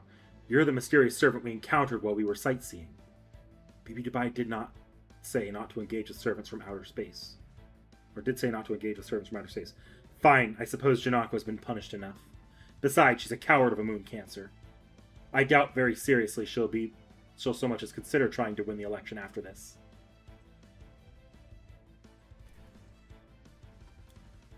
Come back to your senses, Tenochtitlan. My senses are the same as ever. You, on the other hand, should do the smart thing and stay out of trouble until the election ends. Just to be clear, I'm not retreating. I'm just going home now that my job is done. There's a warning. For your sake, I hope you come to realize your own true feelings as soon as possible. A winner will be chosen from among the moon cancers, regardless of what kind of person they may be. I'm counting on you to make the right choice. Otherwise, it'll be too late.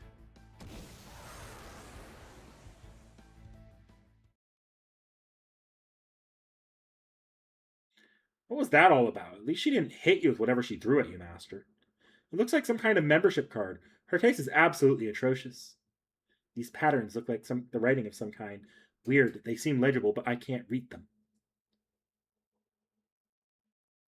Never mind that. We've got bigger fish to fry. Hello. Sorry if I overstepped back there. Not at all. You were a huge help. I believe we met before, but let me just make sure. You said you were C.I.E.L the Executor, right? Yes, that's me. I'm glad you remember. Oh, and don't worry about Jinako. She's safe. Old Dubai wouldn't survive without her, so I made a point of protecting her. So you're here on Moon Dubai too, huh? Yeah, I was surprised when the cityscape changed all of a sudden. I could tell the time for sightseeing was over, so I've been looking into what's going on myself. And after 8 days without food, I got pretty hungry. Unfortunately, there were no decent restaurants anywhere. Then I smelled something tantalizing coming from this direction, somehow made it here, fighting for my life all the way. Chakaram, was it? He took very good care of me after I got here. I was just starting on my second helping when the attack started. I see, then. I take it you're a Chaldean, or a servant on humanity's side. Yes, of course. The whole reason I was dispatched to this time in sector is because we detected a distortion in humanity here. That said, our missions are similar, but they aren't exactly the same. Which is why I've been doing my best to keep my distance and not get involved. I mean, I'm a moon cancer too, right? So you probably would have thought I was your enemy if I didn't have a way to prove otherwise. Well, we don't think that now. Will you help us? You want help from a shady lady like me? You do realize I'm a mysterious executor, right? You're not shady at all. We can tell you're righteous and pure of heart just by being near you.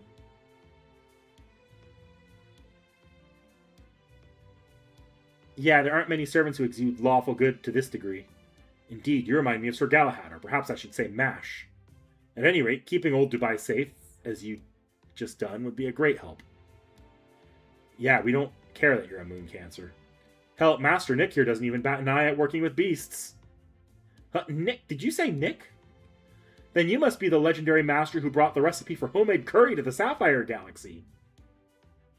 Oh, then Space Ishtar and Jane must have popularized it. What an incredible stroke of luck. It seems I have no choice but to be your friend now.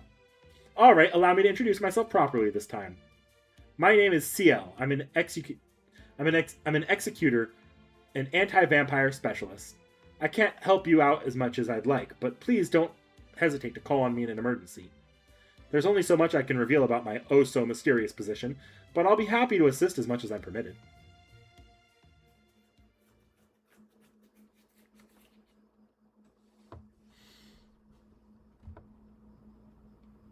What a spot to end it on. Best girl has arrived. Okay. But yeah, no, I'm not starting on section 8 or 9. The plan right now is going to be on these streams to hit about 4 sections per stream. With obviously with a couple exceptions. I can kind of fudge it with 3 and 4 on the next one because we're not going to be able to get through the second time gate at 4 sections a stream. The second time gate only drops like 5 sections or something like that. It goes from 9 to 14, so we're not really going to have to worry about the section count that much going into section 2. It just means I'm not going to hit this time gate immediately. It might be for the better. Honestly, my goal has never been to just finish this chapter as fast as possible. My deadline is actually not until the 14th of September. Anytime between now, if we finish this chapter before the 14th of September, we're just going to be faffing around at interludes and such for the remainder of the time. So I haven't gotten I'm not in a rush. Hey, look at that! We have enough to finish off this little 10-spin side.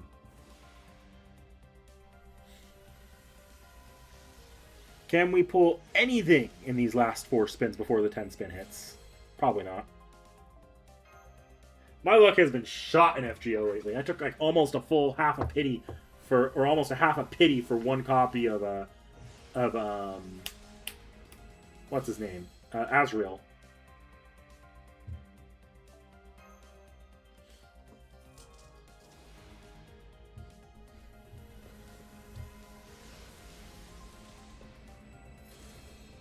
Yeah, at least I got a new craft essence. Alright, last spin for the night.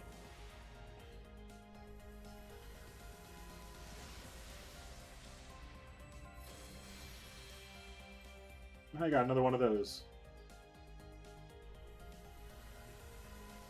3-star servant, let's go! Okay. And that's that for the for polls tonight. Get into a chatting screen just for a little bit before I end for the night. Okay. So, our plans right now, and this is going to be it. So, for Thursday, I'll be back and I'll be doing sections 8 through really it'll be section 8, 9, 10, 11. And then when we come back Friday, that'll be 12, 13, 14. So 3 sections. And that'll take us to the time gate, which drops Wednesday. But then we'll be coming back that Thursday probably, where the plan will be to go 15, 16, 17, 18. And then that Monday on the 17th, we'll be hitting 19, 20, 21, 22, which will end off the chapter. That means that we'll, by halfway through August, we'll be done, and we'll have 1, 2, 3, 4 weeks of 4 weeks till Fire Emblem Fortune's Weave drops, and that'll be our game focus for a while. So in that time, like those 4 weeks, I might take a week off, but I also might take some. But then I'm only going to take like 1 week off, and then after that it'll be interludes, yeah.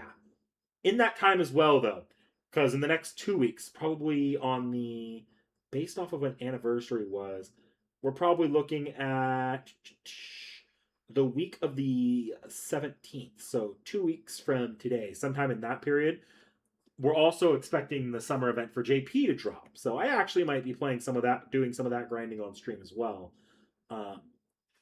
Just depending on how I feel. But there will be a rolling stream, probably. There'll probably be rolling for it. I don't know. Actually, I don't know. There's supposed to be an Ash banner, and I kind of want to just throw what I have left on that Ash banner on JP. Because I do want more copies of my Ash. Or more copies of Ash. And I don't have enough quartz to do a full rolling stream. But I'm sure you'll see me throw some desperation quartz at the gotcha on the summer banners as we go on. So, yeah. Seki is going to be back bright and early tomorrow morning, 6 a.m. Pacific, 9 a.m. Eastern. She'll be starting Avalon the Fae. I'll be popping into chat, just in case there's any technical issues. I can reach out to Seki. I might even be in the Discord server or in the Discord call, depending on what her setup looks like. And we're going to go from there. So, yeah, that's the plan. All right, well, I'm going to get going. I hope you all have a good one. I'll see you guys Thursday. Bye.